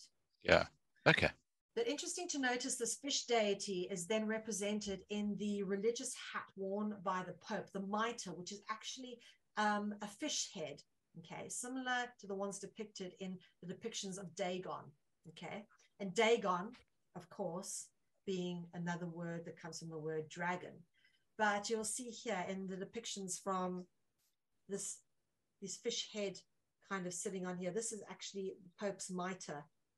So that, again, this religion, supposed religion, is actually alluding to the fact that, as I said earlier, it comes from a common origin, being ophiolatry. All religions come from this common origin, being serpent worship. And there are, like I showed you last time, dragons in churches, the things that the Pope wears that are homages to the mitre being the fish hat, which is what the ancient priests of Dagon or fish worship or dragon worship, what they used to wear as a homage to the dragons. And there are also mythologies in different parts of the world, such as Egypt. You always find, if you can't find them in Egypt, it didn't happen. Okay? Dragons were the givers of knowledge. Jehuti, Thoth, or Hermes Trismegistus, as he became known to the Greeks, when the Ptolemaic dynasty took over Egypt. He was reinvented as Hermes Trismegistus, and then he became Hermaphrodite. He went into male and female form, merged. But this was the deity that supposedly gave us the ability to write, paint, have a language. And it's interesting because the Egyptian hieroglyphics is not just a sort of language. It's very specific in what it's mentioning and what it's saying. It's very well developed. It didn't just there's no real way in which it just kind of evolved. It seems to have been dropped on us in that form from somewhere that it had already been evolved or developed from. So I'm thinking an advanced civilization or something. In fact, I've spoken to someone who claims they saw a UFO once with what looked like hieroglyphics lit up on the outside of it. So who knows if the ancient alien theory ties in. So just for the record, I have seen a UFO as well. Back to you. I've seen several. Portuguese skies are full of them. Anyway, the word John, we spoke about St. John, just back to tying this all in. St. John, okay, from where we're coming back to the word. Yeah. Coming back to the word. But St. John, okay, the word John again, ties in with the word jinn. And jinn, as we spoke about earlier, is the Arabic or Islamic classification for the dragon. Okay, it's an Arabic or Islamic classification for an angel, and you will see them here again, flying humanoid beings with wings, often depicted with serpent-like tongues and horns, but demon-looking, and the various words that evolve from John, for example, John and jinn are cognizant with each other, and in certain languages, that's how it's spelled. It's sometimes spelled with a DJ, sometimes spelled with a DJEN. And for example, the word gin, the one we drink, okay, it's a reference to the gin, because in fact, the word alcohol actually comes from the Arabic al-ghul, which the ghoul is another name for dragon. Interesting. And the word spirits, as we already pointed out, has two dragon root words in it. And what alcohol spirits, gin is an alcohol spirit. So when we talk about alcohol being the devil's water, maybe there's a reason for it, because it actually it was used in ceremonial rituals that were done surrounding the dragon. That's, wine was made in honor of the god Bacchus, for example. Yeah. Here we see how these roots come up in different interesting words. Genes, Genesis, genie, the genie and the lamp, that is a reference to a dragon. And of course, that transliterates, the E and the O transliterates out. And that's the root of dragon. Okay, so you can see how dragonology breaks down and moves from word to word. Here's some more images of the jinn. This one again depicted here with a serpent. The serpent symbolism can always be found. And some more of them over here. You can see them depicted with wings, looking a bit like angels, but very much in an Islamic or Arabic sort of style, not like the Christianized angels who become. It's amazing how they overlap, isn't it? And we're talking thousands of years old, and they overlap. And geography and thousands of years apart even, and these are old pictures that have come to see. Now I want to point out the Knight of Saint John. We've spoken a bit about Saint John, showing you the various things associated with them.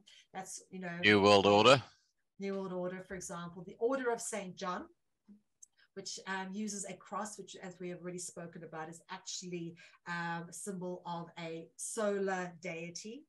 It's not anything to do with Jesus Christ.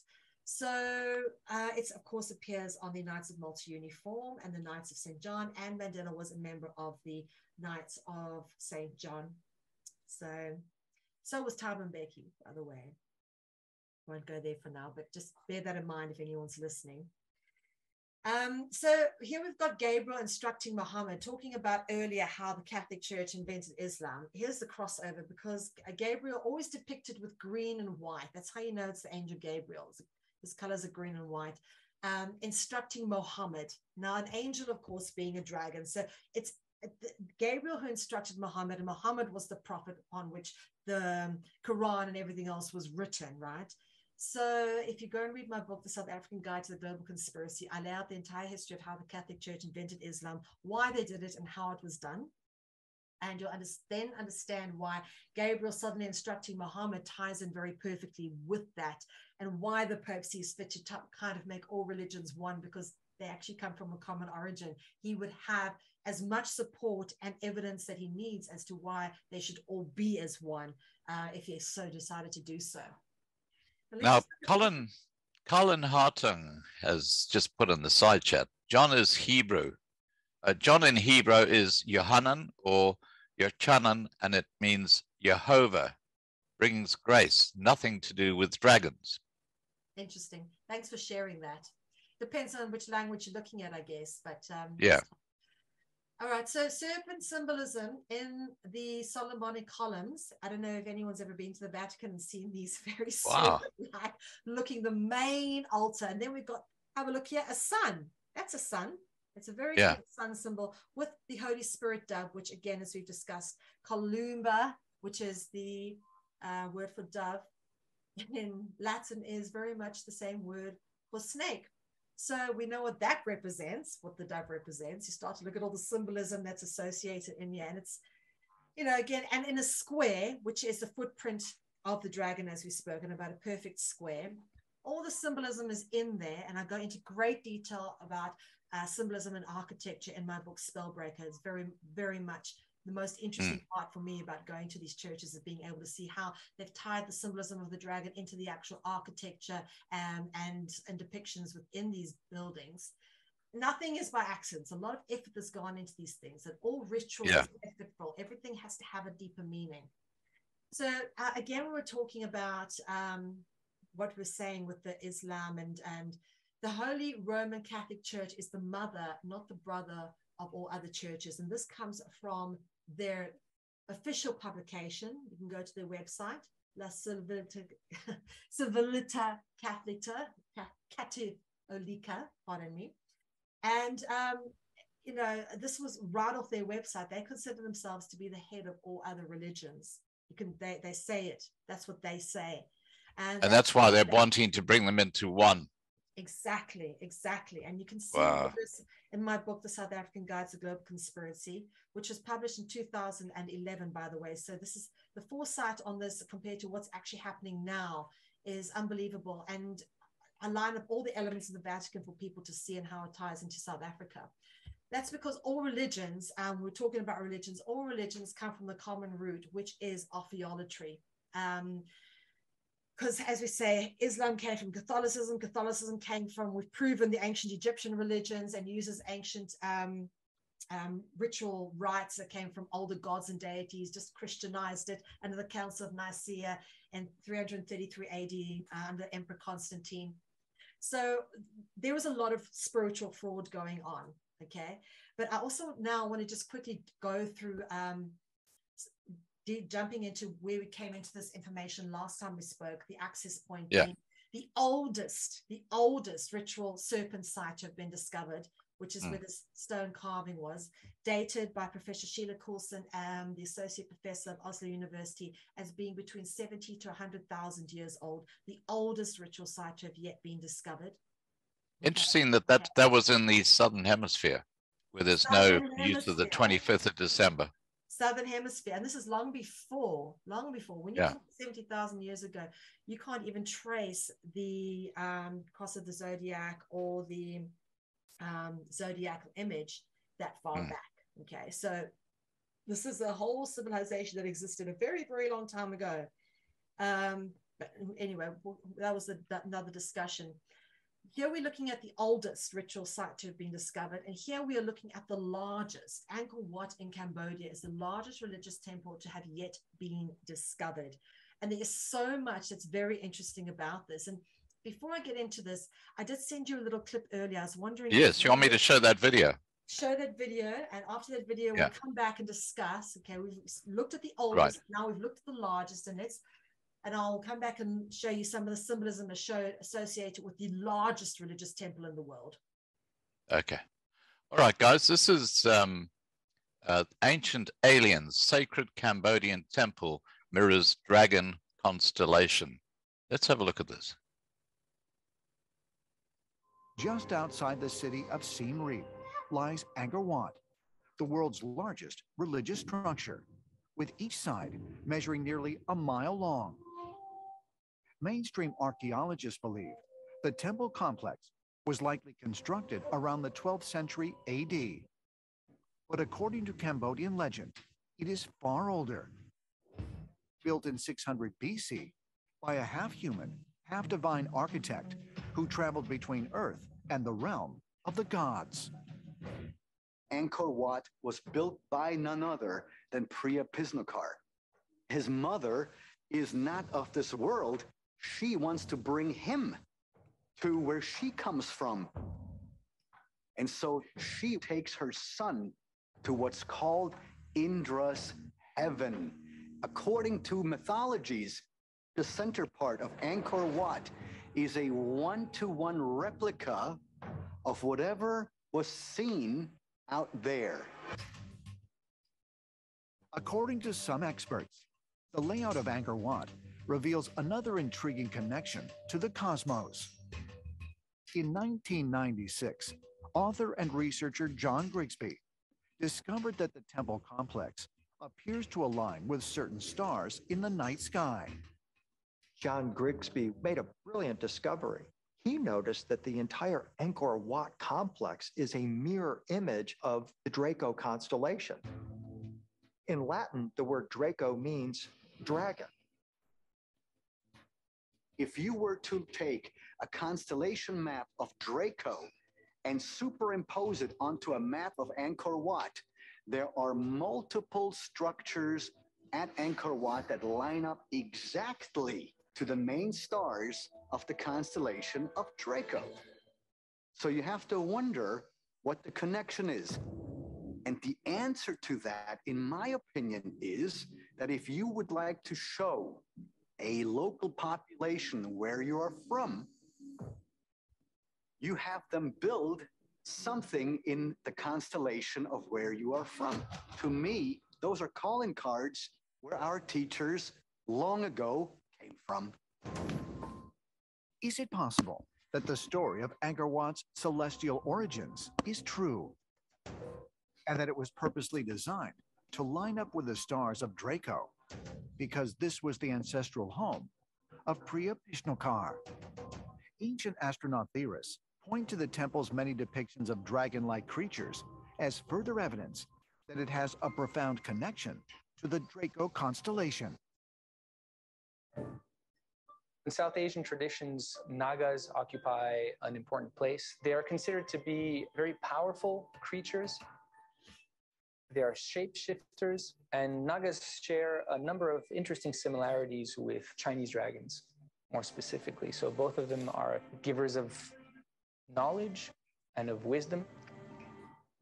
In the same way that Kukulkan seems to represent some sort of a craft to the Mayans, we find the same thing with the Naga at Angkor Wat. They could represent a craft that is utilized to transport people from Earth to Draco. Is it possible that dragon traditions throughout the globe originated with visitors coming to Earth from a planet somewhere within the Draco constellation? Curiously, Angkor Wat is not the only ancient site that aligns with Draco. On the other side of the world, in Ohio, a Native American serpent effigy known as Serpent Mound was positioned to point to Draco. And in ancient Egypt, all pyramids were positioned to have an entrance passage geometrically aligned so that Draco's primary star, Alpha Draconis, would be visible at night. It's interesting to think that the constellation Draco may have something to do with these dragon myths. With all of these separate cultures around the world that are seemingly unconnected, whatever these flying dragons are, perhaps they came from a planet that was from the star system, Draco. Virtually every culture has a legend about dragons or dragon beings that came from the sky. And what we're uncovering now is the revelation that these beings came from the sky because they're actually extraterrestrial beings. Is it possible that today we're subconsciously tapping into hidden knowledge, something that has always been there and is part of like the thought sphere of humanity? All right. So that little piece, for those of you who might have seen it, a little bit about Angkor Wat, which is the largest religious temple to have yet been discovered. And I always say to have yet been discovered because we're making new discoveries all the time. Now, that's in contrast to the oldest ritual site to have yet been discovered, which we spoke about in the previous presentation. This is the largest. And it's incredible because it is, for me, when I look at this, I go, wow, this is the Optic Temple on a massive scale, okay? It's got incredible depictions of Nagas on the bridge. And I just want to show you something here. This causeway, which leads to the main Angkor Wat temple, this in itself is like absolutely massive. But then it's got this man-made lake, clearly man-made. Nature doesn't create lakes and squares. And you'll notice that in the distance, there's very distinct markings in the land because this was all a much bigger temple complex, which actually was in the shape of the Draco constellation. But this causeway, I want to go back here to these depictions. That is what you see here. This is the causeway. This is a big snake, okay, coming up here with 7 heads. A better one over here that's actually been restored a bit. You can see the 7 heads of the Naga, which make up this whole big sort of rails along the side of the causeway that you walk up, beg your pardon, when you come up. Now Mel, just go back to that one. Well, why are the heads knocked off the statues behind it? You know what? I actually think that in Cambodia, there's been so much war and stuff. A lot of these ancient structures have been destroyed and whatnot, and people have taken these heads and sold them off as antiquities and, you know, right, various things. But yeah, basically what you've got are like gods or Buddha or Krishna or whoever, which this is Buddha, I think, holding the Naga. If you look at how symbolic it is, they're holding this giant Naga, which forms along this causeway here. It's actually along this walkway that leads you all the way to the end. It comes all the way up. So it's a damn long snake that's being depicted here. So a lot of effort into creating this huge snake that walks you up the causeway. And then this entire complex, Angkor Wat, where Angkor Wat is right here. Okay, this is the Angkor Wat complex. And there's major temples at all these different spots along this particular line, which aligns exactly with the constellation Draco and how it would have appeared in the sky 12,500 years ago. So some people say that this complex is only 800 years old, was built by the King Jayavarman.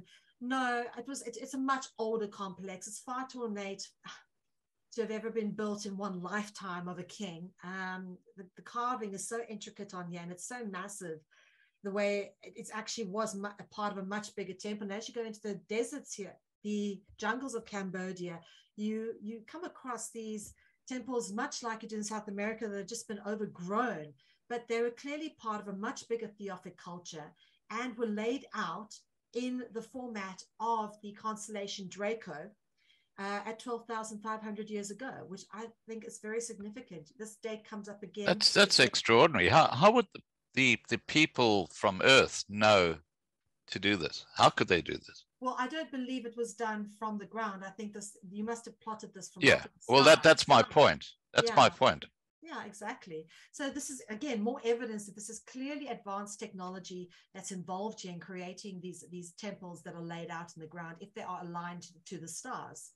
And also, but you know, like I said, maybe it tells people where these cultures came from, but also at what time they came, because it aligns at 12,500 years ago. It's a very good way of going, okay, this is, here's the temples of the gods that created this. This is the constellation we came from, and this is the time we came at, because it's aligned at a certain point. I beg your pardon, I'm jumping forward.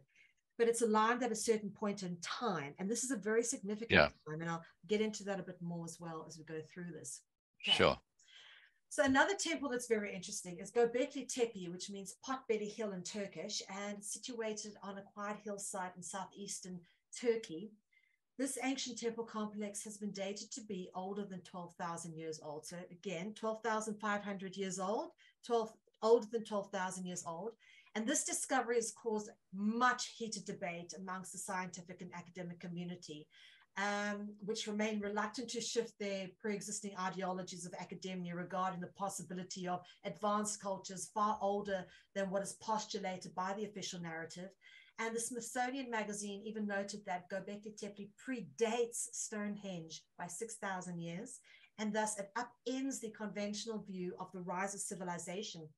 And I just want to show you kind of these massive blocks, the big T blocks that they found here. And in between some of these rocks they've got packed in around the walls, they found a piece of leaf caught between the masonry. So organic material can be carbon dated. What they do is they test for the carbon-14 molecule, which degrades at a very steady pace. So what they do is they test to see how radioactive the carbon-14 is in a particular piece of organic matter.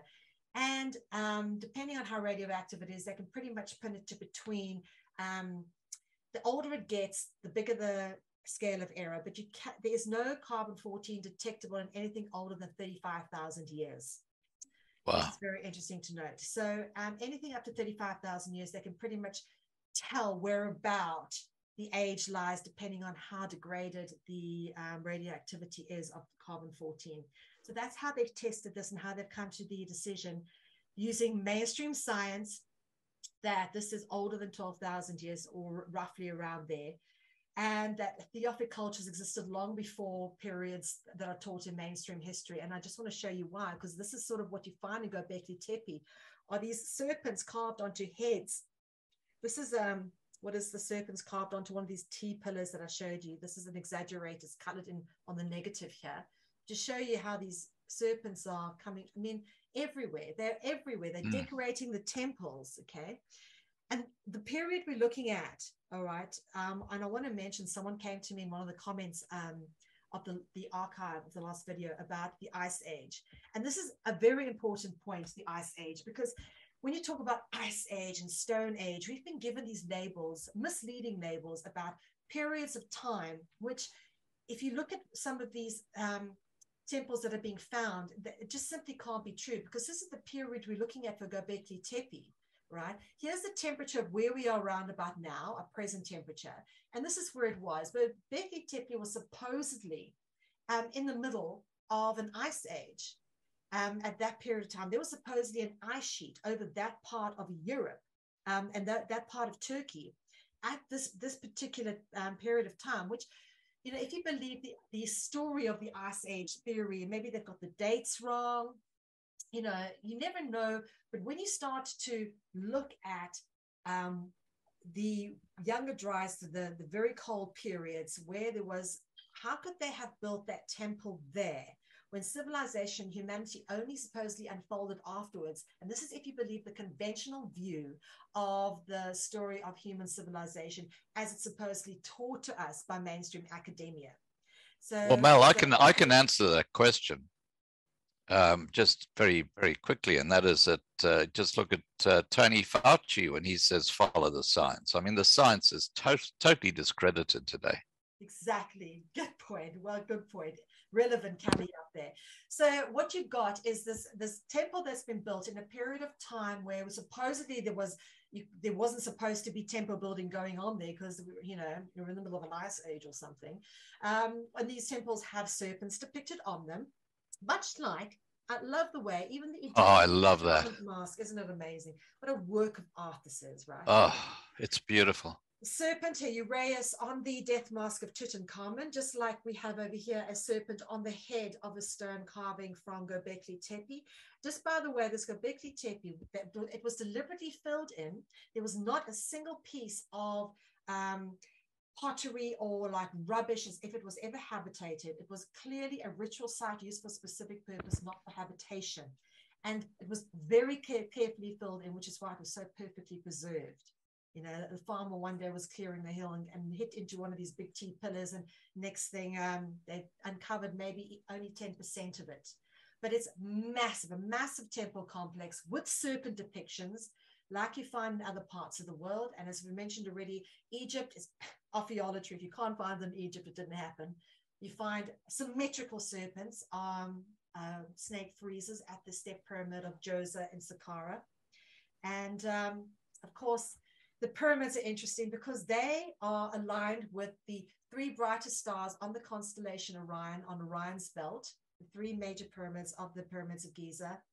And they align with how those stars would have risen on the horizon 12,500 years ago. It's almost like they're trying to mark this date with these megalithic structures and temple complexes. Okay, this is when we're here. This is the era we were here. This is who we are. Interesting because these three stars turn up in the story of the birth of Jesus on the 25th of December. They are the three kings that point to the star in the east being Sirius, which points out the birth of the sun. So it's interesting again, as I said, that we have a very clear time period being depicted, a time period supposedly when we're in the middle of an ice age, and it's being marked by temples on the ground, which are marking constellations in the sky and where they were at a certain time, however many thousands of years ago. Mel, can I just go back to the pyramids? Yeah, look, I have a question for you.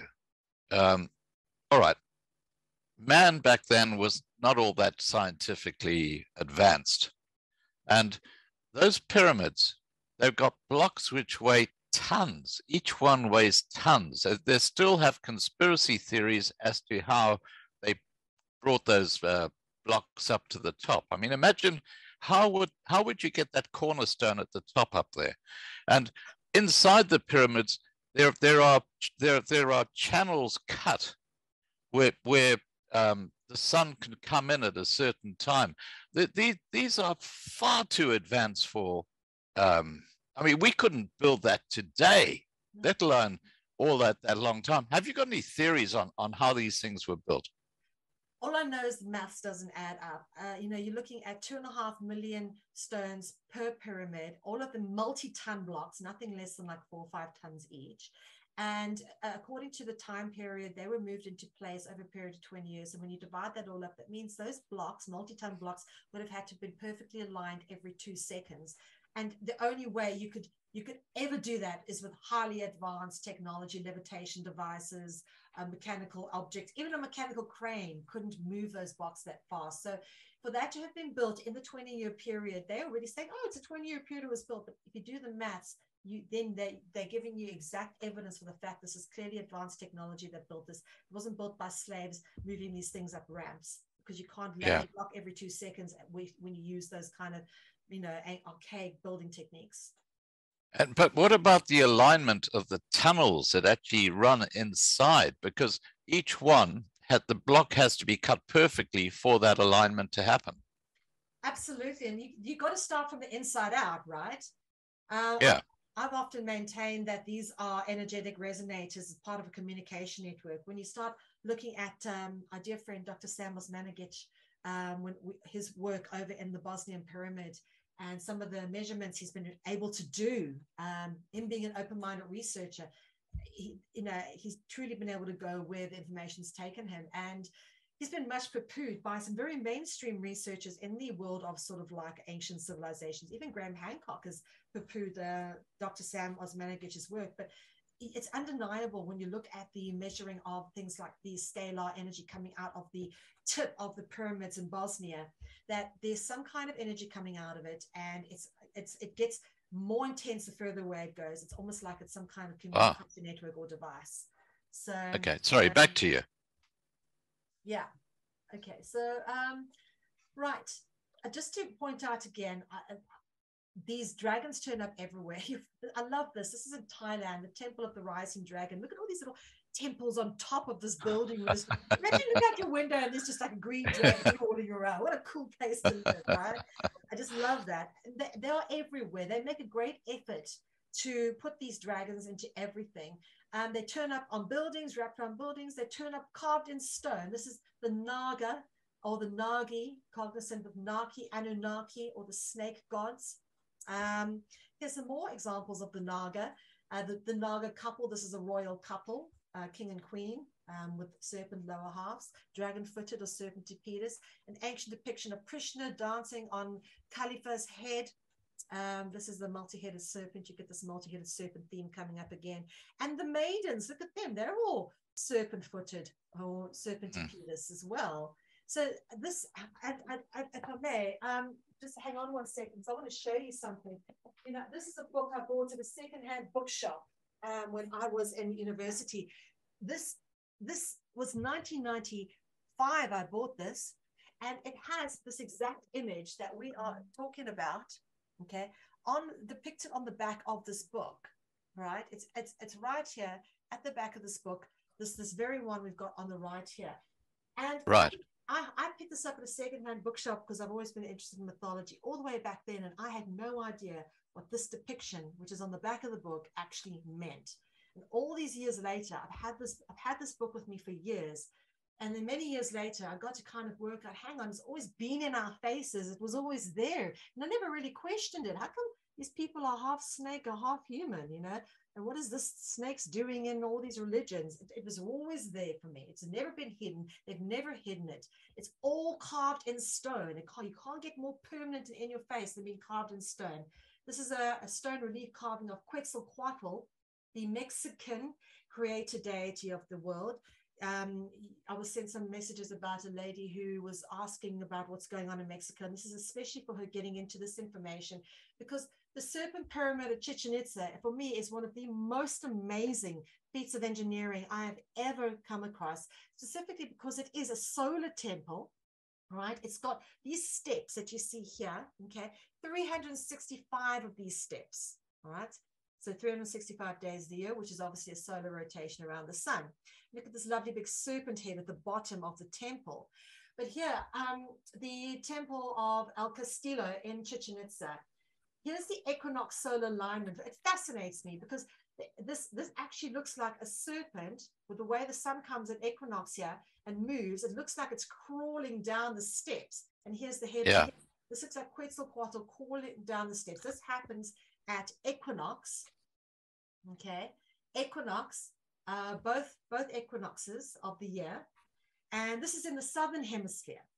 So yeah, they absolutely, even though they didn't acknowledge the sort of birth of the sun, northern hemisphere mythology, they still marked out these solstices and equinoxes with their temples as significant days, which obviously is what makes up the Christian cross, is those two lines, solstice and equinox.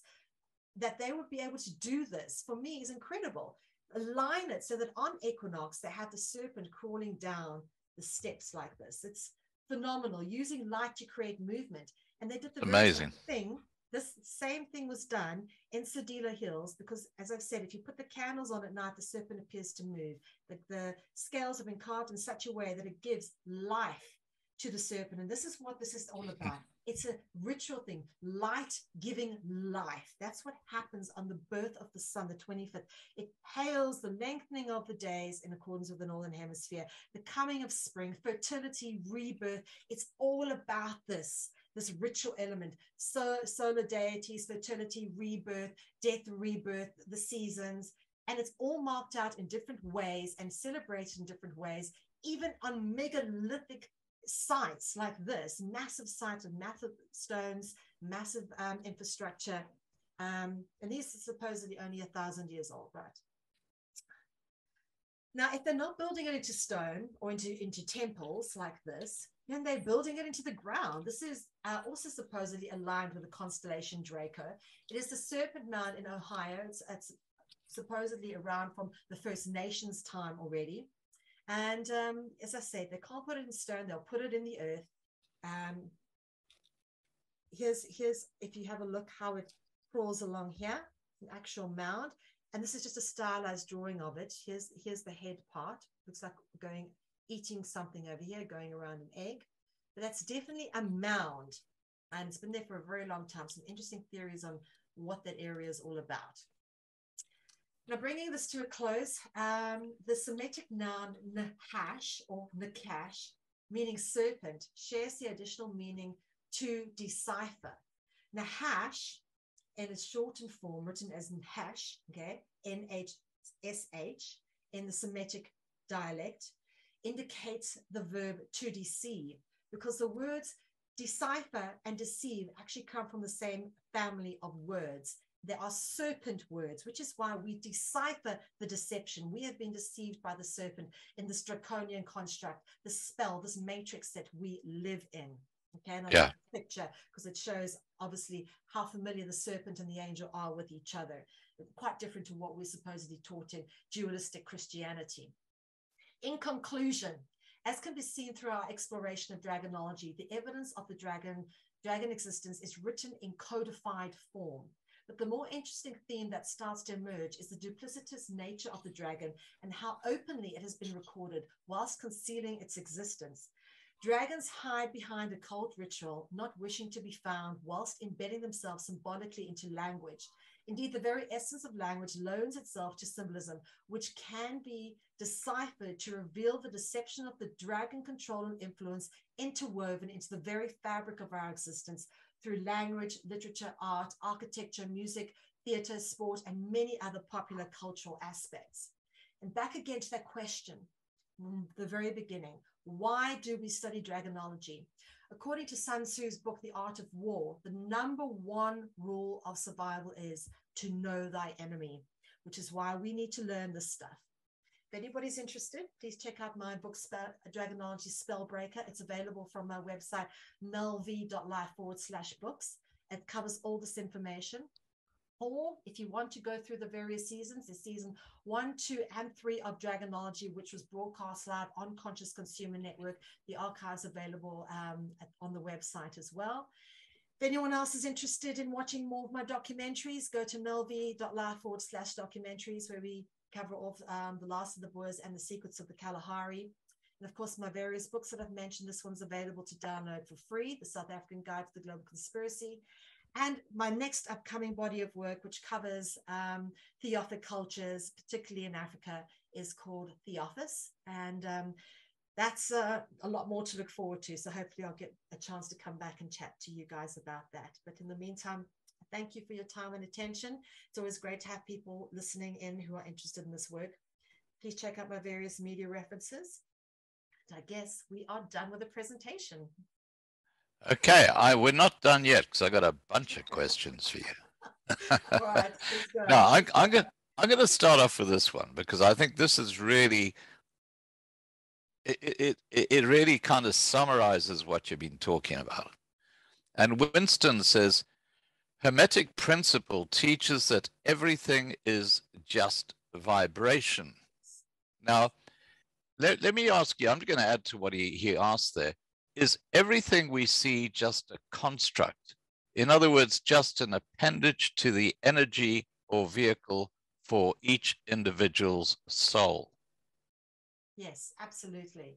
And our vibrational frequency also determines how we perceive our reality in terms of what we put out there. I very much believe that nothing is solid. Even the illusion of solidity, like I'm knocking against this, the only reason it appears solid is because it vibrates very, very slowly.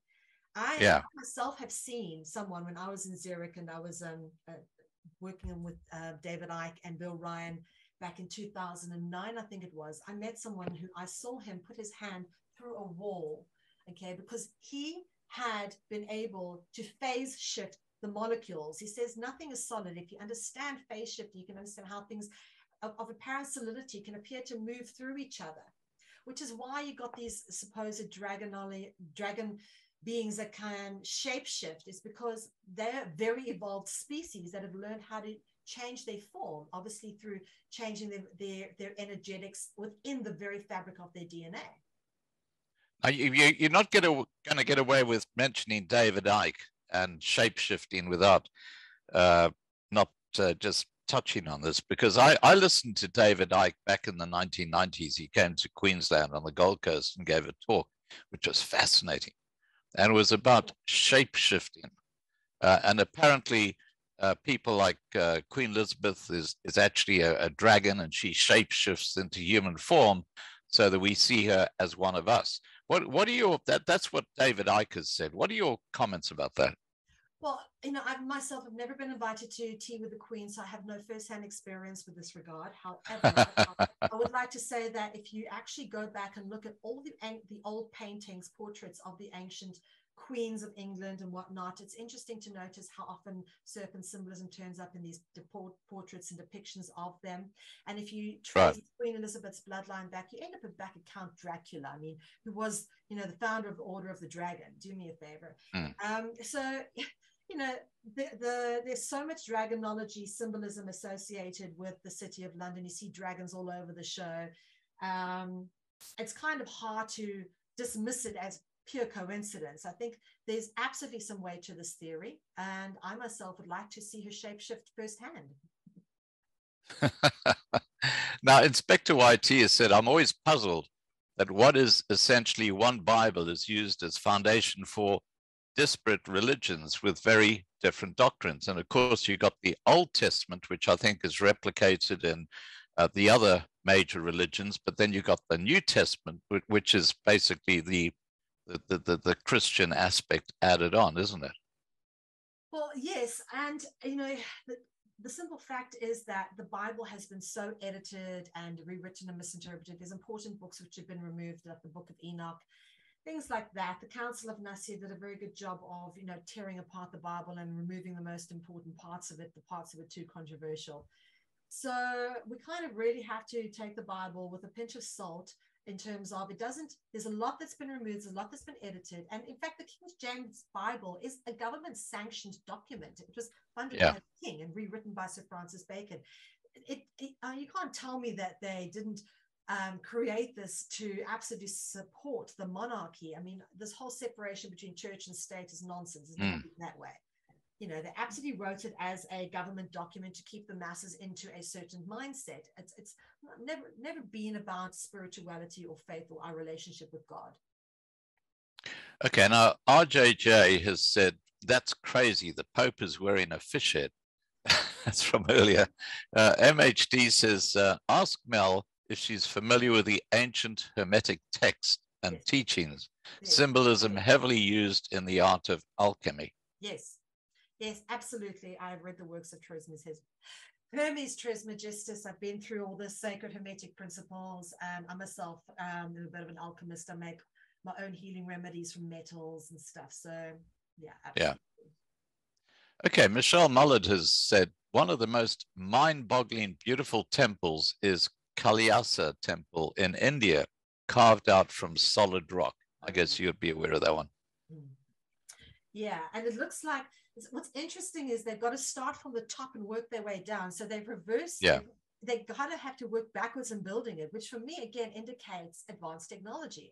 I just don't see how we can do that sort of thing today without using scanners and, you know, getting architects' plans drawn up. And I kind of also go to Ethiopia, where at Lalibela, you got these rock-carved churches that have been carved into the ground, you know, and incredible. Also claimed to have been created by angels. Now, when I get into the office material, we do a lot of time in Ethiopia, because there's much to be gained from Ethiopia. It's a very interesting place, and one place I hope to travel to one day.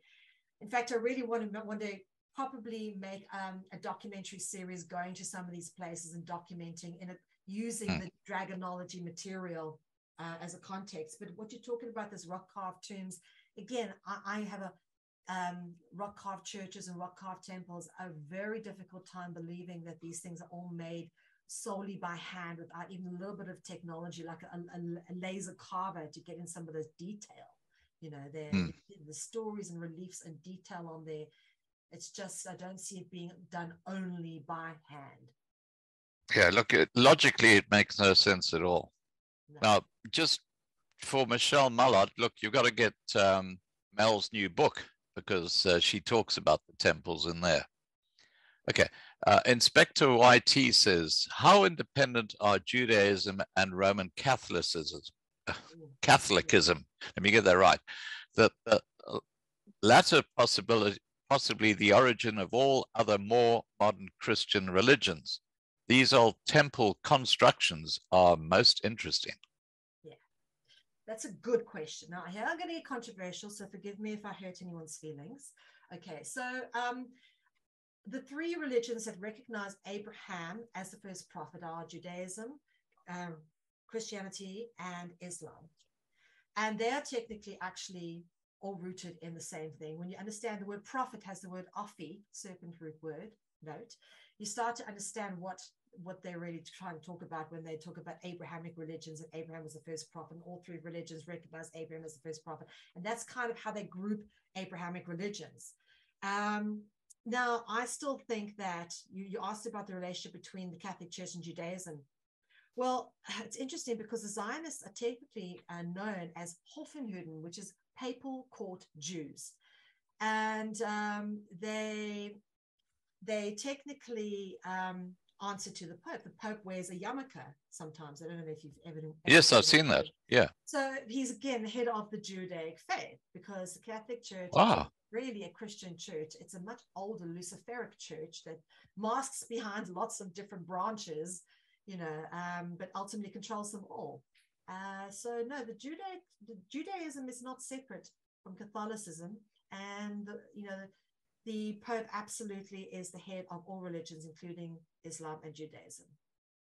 Well, you know, the one world government, they want one world faith, and obviously everything else under their control. So that what you're saying makes sense. Of course. Winston says, what if there were giants? And a couple of people have asked this about giants back then who could perhaps, Mark says, with regards to the aligning of those stones, remember that there were giants in those days. Do you agree with that? I definitely agree with that, because I think the archaeological evidence and artifact evidence exists to categorically prove the existence of giants. I mean, there's massive skeletons found all over the world. There's stories coming back from Iraq about people who encountered giants in caves and things there, because that's, of course, where Babylon was. And if you go to Japan and you go to one of the museums there, I forget which one, you see swords that can only be wielded by a man who's well over 15 feet high, axes that are like twice the size of a human being. Who would hold such an axe? Okay, what is the purpose of creating such an implement, beautifully crafted implement, for someone who can't even hold it? Is it purely decorative or ceremonial? They look like it's been used because it's got marks on it. These are implements that belong to very big people. Okay, that existed on the planet once upon a time. So yeah, I think giants is absolutely plausible. Now, I've seen that video with Michael Tellinger where he's standing next to a foot, which is taller than him, which is actually sort of sunk into a stone. Yeah. And the detail in that foot is quite incredible. It's about 6 foot long, the foot. I'm a size 7, so I don't know what size 6 foot is. There's some of those feet in Australia, believe it or not. You can find some of those around there. Oh, really? Yeah, these feet turn up in quite a few places across the world. So it's like the dinosaurs. They were huge. Yes. Okay. Now, Marius has said, please ask Mel to confirm that Adam was born or created by God after all things about 6,000 years ago. who was on earth to build all these temples and things? Come again? So he wants me to confirm what exactly? Okay, I'll just put the question as he's put it here. He says, "Hi Scott, please ask Mel to confirm that Adam was born or created by God after all these things about 6,000 years ago. Who was on the earth to build all these temples and things?" I can't confirm that. That's, again, someone who's kind of still clinging on to the story that's given to us. And if you think that Adam was created 6,000 years ago, well, sorry, friend, there's archaeological and fossil evidence that disputes that that statement. So I wouldn't be able to confirm that. I'm sorry. Okay. Cindy has said, it is not strange that there are all these ominous things on earth worshipping the snakes and serpent. The giants and the Nephilim once walked the earth. Now, could it be that pre-humanity as we know today, there was a different, I mean, we talk about the Neanderthals, which were like another type of humanity. Could it be that when these big temples and the pyramids were built, there was actually a different group of people? I don't know how to put it. Back to you. Absolutely. A different iteration of us were created as a slave species to the dragon. The iteration, the genome that we now carry. And here's what's interesting is we have more in common, and I'm not pushing evolution, I push creation because I believe we were created, genetically manipulated by an advanced species, and that we might have been a completely different level of intelligence, of advancement. The Neanderthal man, okay, had a much bigger brain, was a much bigger structure, and suddenly he disappeared, and there's a much smaller Homo sapien, which comes onto the scene, which is when I believe these interference from the dragon, extraterrestrial gods, whatever you want to call them, came down, that genetically manipulated us, creation, okay, the creation of Adam and Eve, and then they created us as a slave species to mine gold for them, which ties into the slave species of God material that Michael Tellinger's published, which I absolutely believe that's what we are. We're a slave species, and we were created, and our DNA was absolutely fused with a primate DNA on this planet. Because if you look at the chimpanzee, we have more in common with the chimpanzee than the chimpanzee has in common with the gorilla. Supposedly, the primates of the wild have less in common with each other than we have in common with our common ancestor being the chimpanzee. Now, it takes millions and millions, I've spoken to evolution experts, to develop what we call adaptive processes, millions of years to develop adaptive processes. Unfortunately, the timeline just doesn't exist for that to have happened for us. There was a jump in evolution from chimpanzee to what we are now. And that jump in evolution was actually the intervention of an advanced extraterrestrial race that created us out of DNA, maybe some of their own DNA, because it says in the Bible, let's make man in our image, because they're making us, and they use some of their DNA, which would account for why perhaps we have a reptilian brain, if you know anything about how the brain is formed. So I do think there's a lot to be said for, hang on, we are the most inadaptive species on the planet. There's no other species on this planet that requires shelter, the concept of a wardrobe, do me a favor, shopping and any of that stuff. We need all these things, heating, cooling, air conditioning. Not any other creature needs it. We need it because we did not evolve into this environment with things that adapted us well for it. We were created and dumped into this environment, and we need to evolve artificial mechanisms of shielding us from the elements, etc. We didn't come with a fur coat, because the serpents actually are naked. I use the word naked a lot as a serpent root word, but naked, we are exposed to the elements, which is why we have to put clothes on. The serpents are quite hairless. That's where we got some of that DNA from, the hairlessness of us, because it would seem more logical in the climate that we're in to have some sort of covering like most other mammals that exist in the planet have, whether it be feathers or fur or something. No, we don't. We have nothing. So there's a lot to be said for, yes, we were perhaps genetically manipulated and created to the iteration of humanity we now see. And there were perhaps other different types of us beforehand in the millennia or the aeons that have gone before. There certainly is the archaeological evidence, like in Sedila Hills, to suggest that there's been many chapters that have risen and fallen and been taken out, natural disasters or whatever. Look at Atlantis. Now, Michaela T has said the jab was designed to kill. Now, Michaela, you're going to get me into trouble because YouTube are going to pull this video down. But don't worry, I'm going to beat them to it, okay?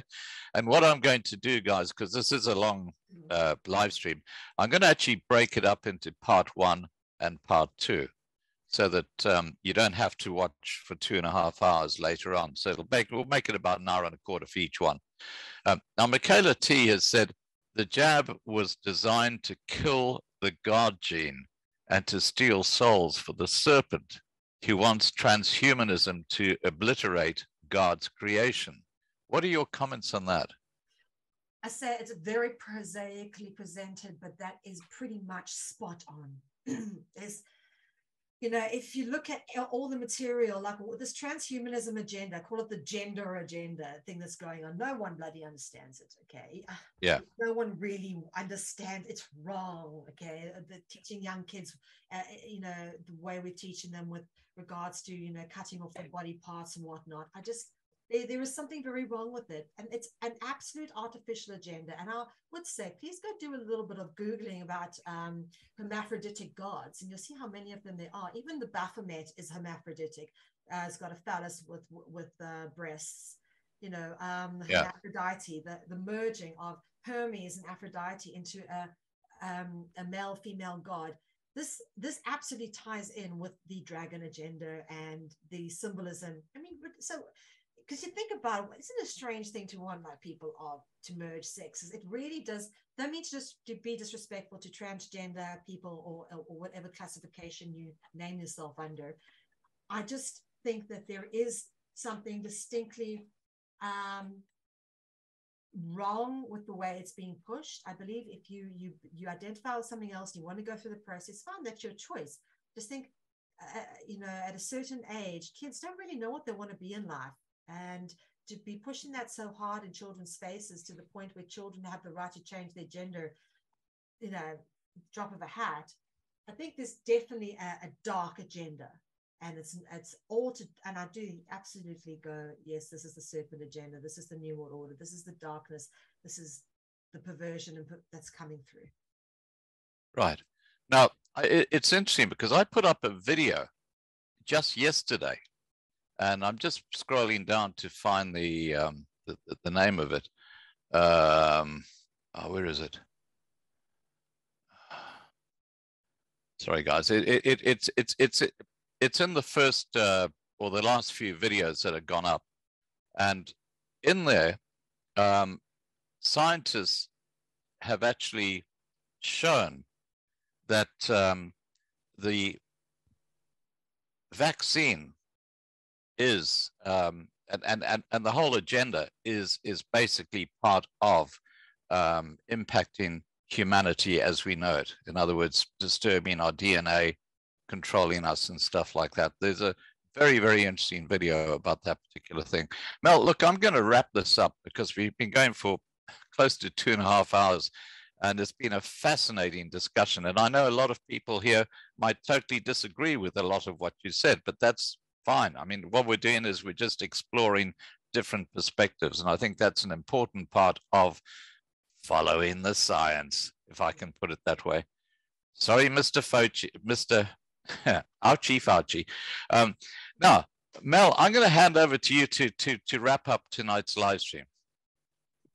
Well, I just wanted to touch on a point you made there with regards to the vaccines. You know, I don't know if anyone's followed the work of Dr. Zandi Botha or Dr. Brian Ardis, who have distinctly made some sort of serpent venom connection with regards to the vaccine.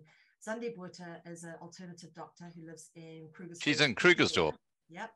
And she's the information that she's provided, you know, her and Dr. Ardis have spoken, and he's coming back saying this, what we're finding in things like remdesivir and in the vaccine are methylized proteins of cobra venom.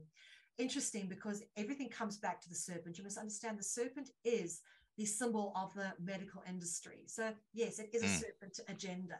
The serpent, the snake, the dragon, it comes into everything. It's tying in everywhere, and we can no longer ignore it, which is one of the reasons why I think it's a good time for people who are awakening to this information to kind of have a look at Dragonology and understand exactly what it is we're looking at. Know thy enemy. Because if we ever want to succeed, win, battle the forces of darkness, you really got to know what we're dealing with. And I think that's what I want to close with. Yeah, no, I totally agree with you. And we have a regular participant on our live streams, Dr. Philippe, who shows slides of blood of people who've been vaccinated. And these are his own work. And it's quite appalling, the damage that's been done. Yep. It is a snake. Okay. Yep. Okay, Mel, tell Biggie I'll be with him in a minute. And in fact, we might keep this live. I've just got to do the wrap up, and then maybe we'll just get Biggie on. All right, guys, I hope you enjoyed the live stream. And Mel, I just want to thank you so much for joining us. It's been an absolute pleasure having you on. Thank you. Yeah. You know, you obviously have studied your area. You know what you're talking about. Yeah, look, my hat off to you. Thank you. All right, guys, I'm going to wrap up this live stream. I hope you've enjoyed it as much as I have. I've found it absolutely fascinating. And I'm going to go off with our other theme song, Op ons rots. Here we go.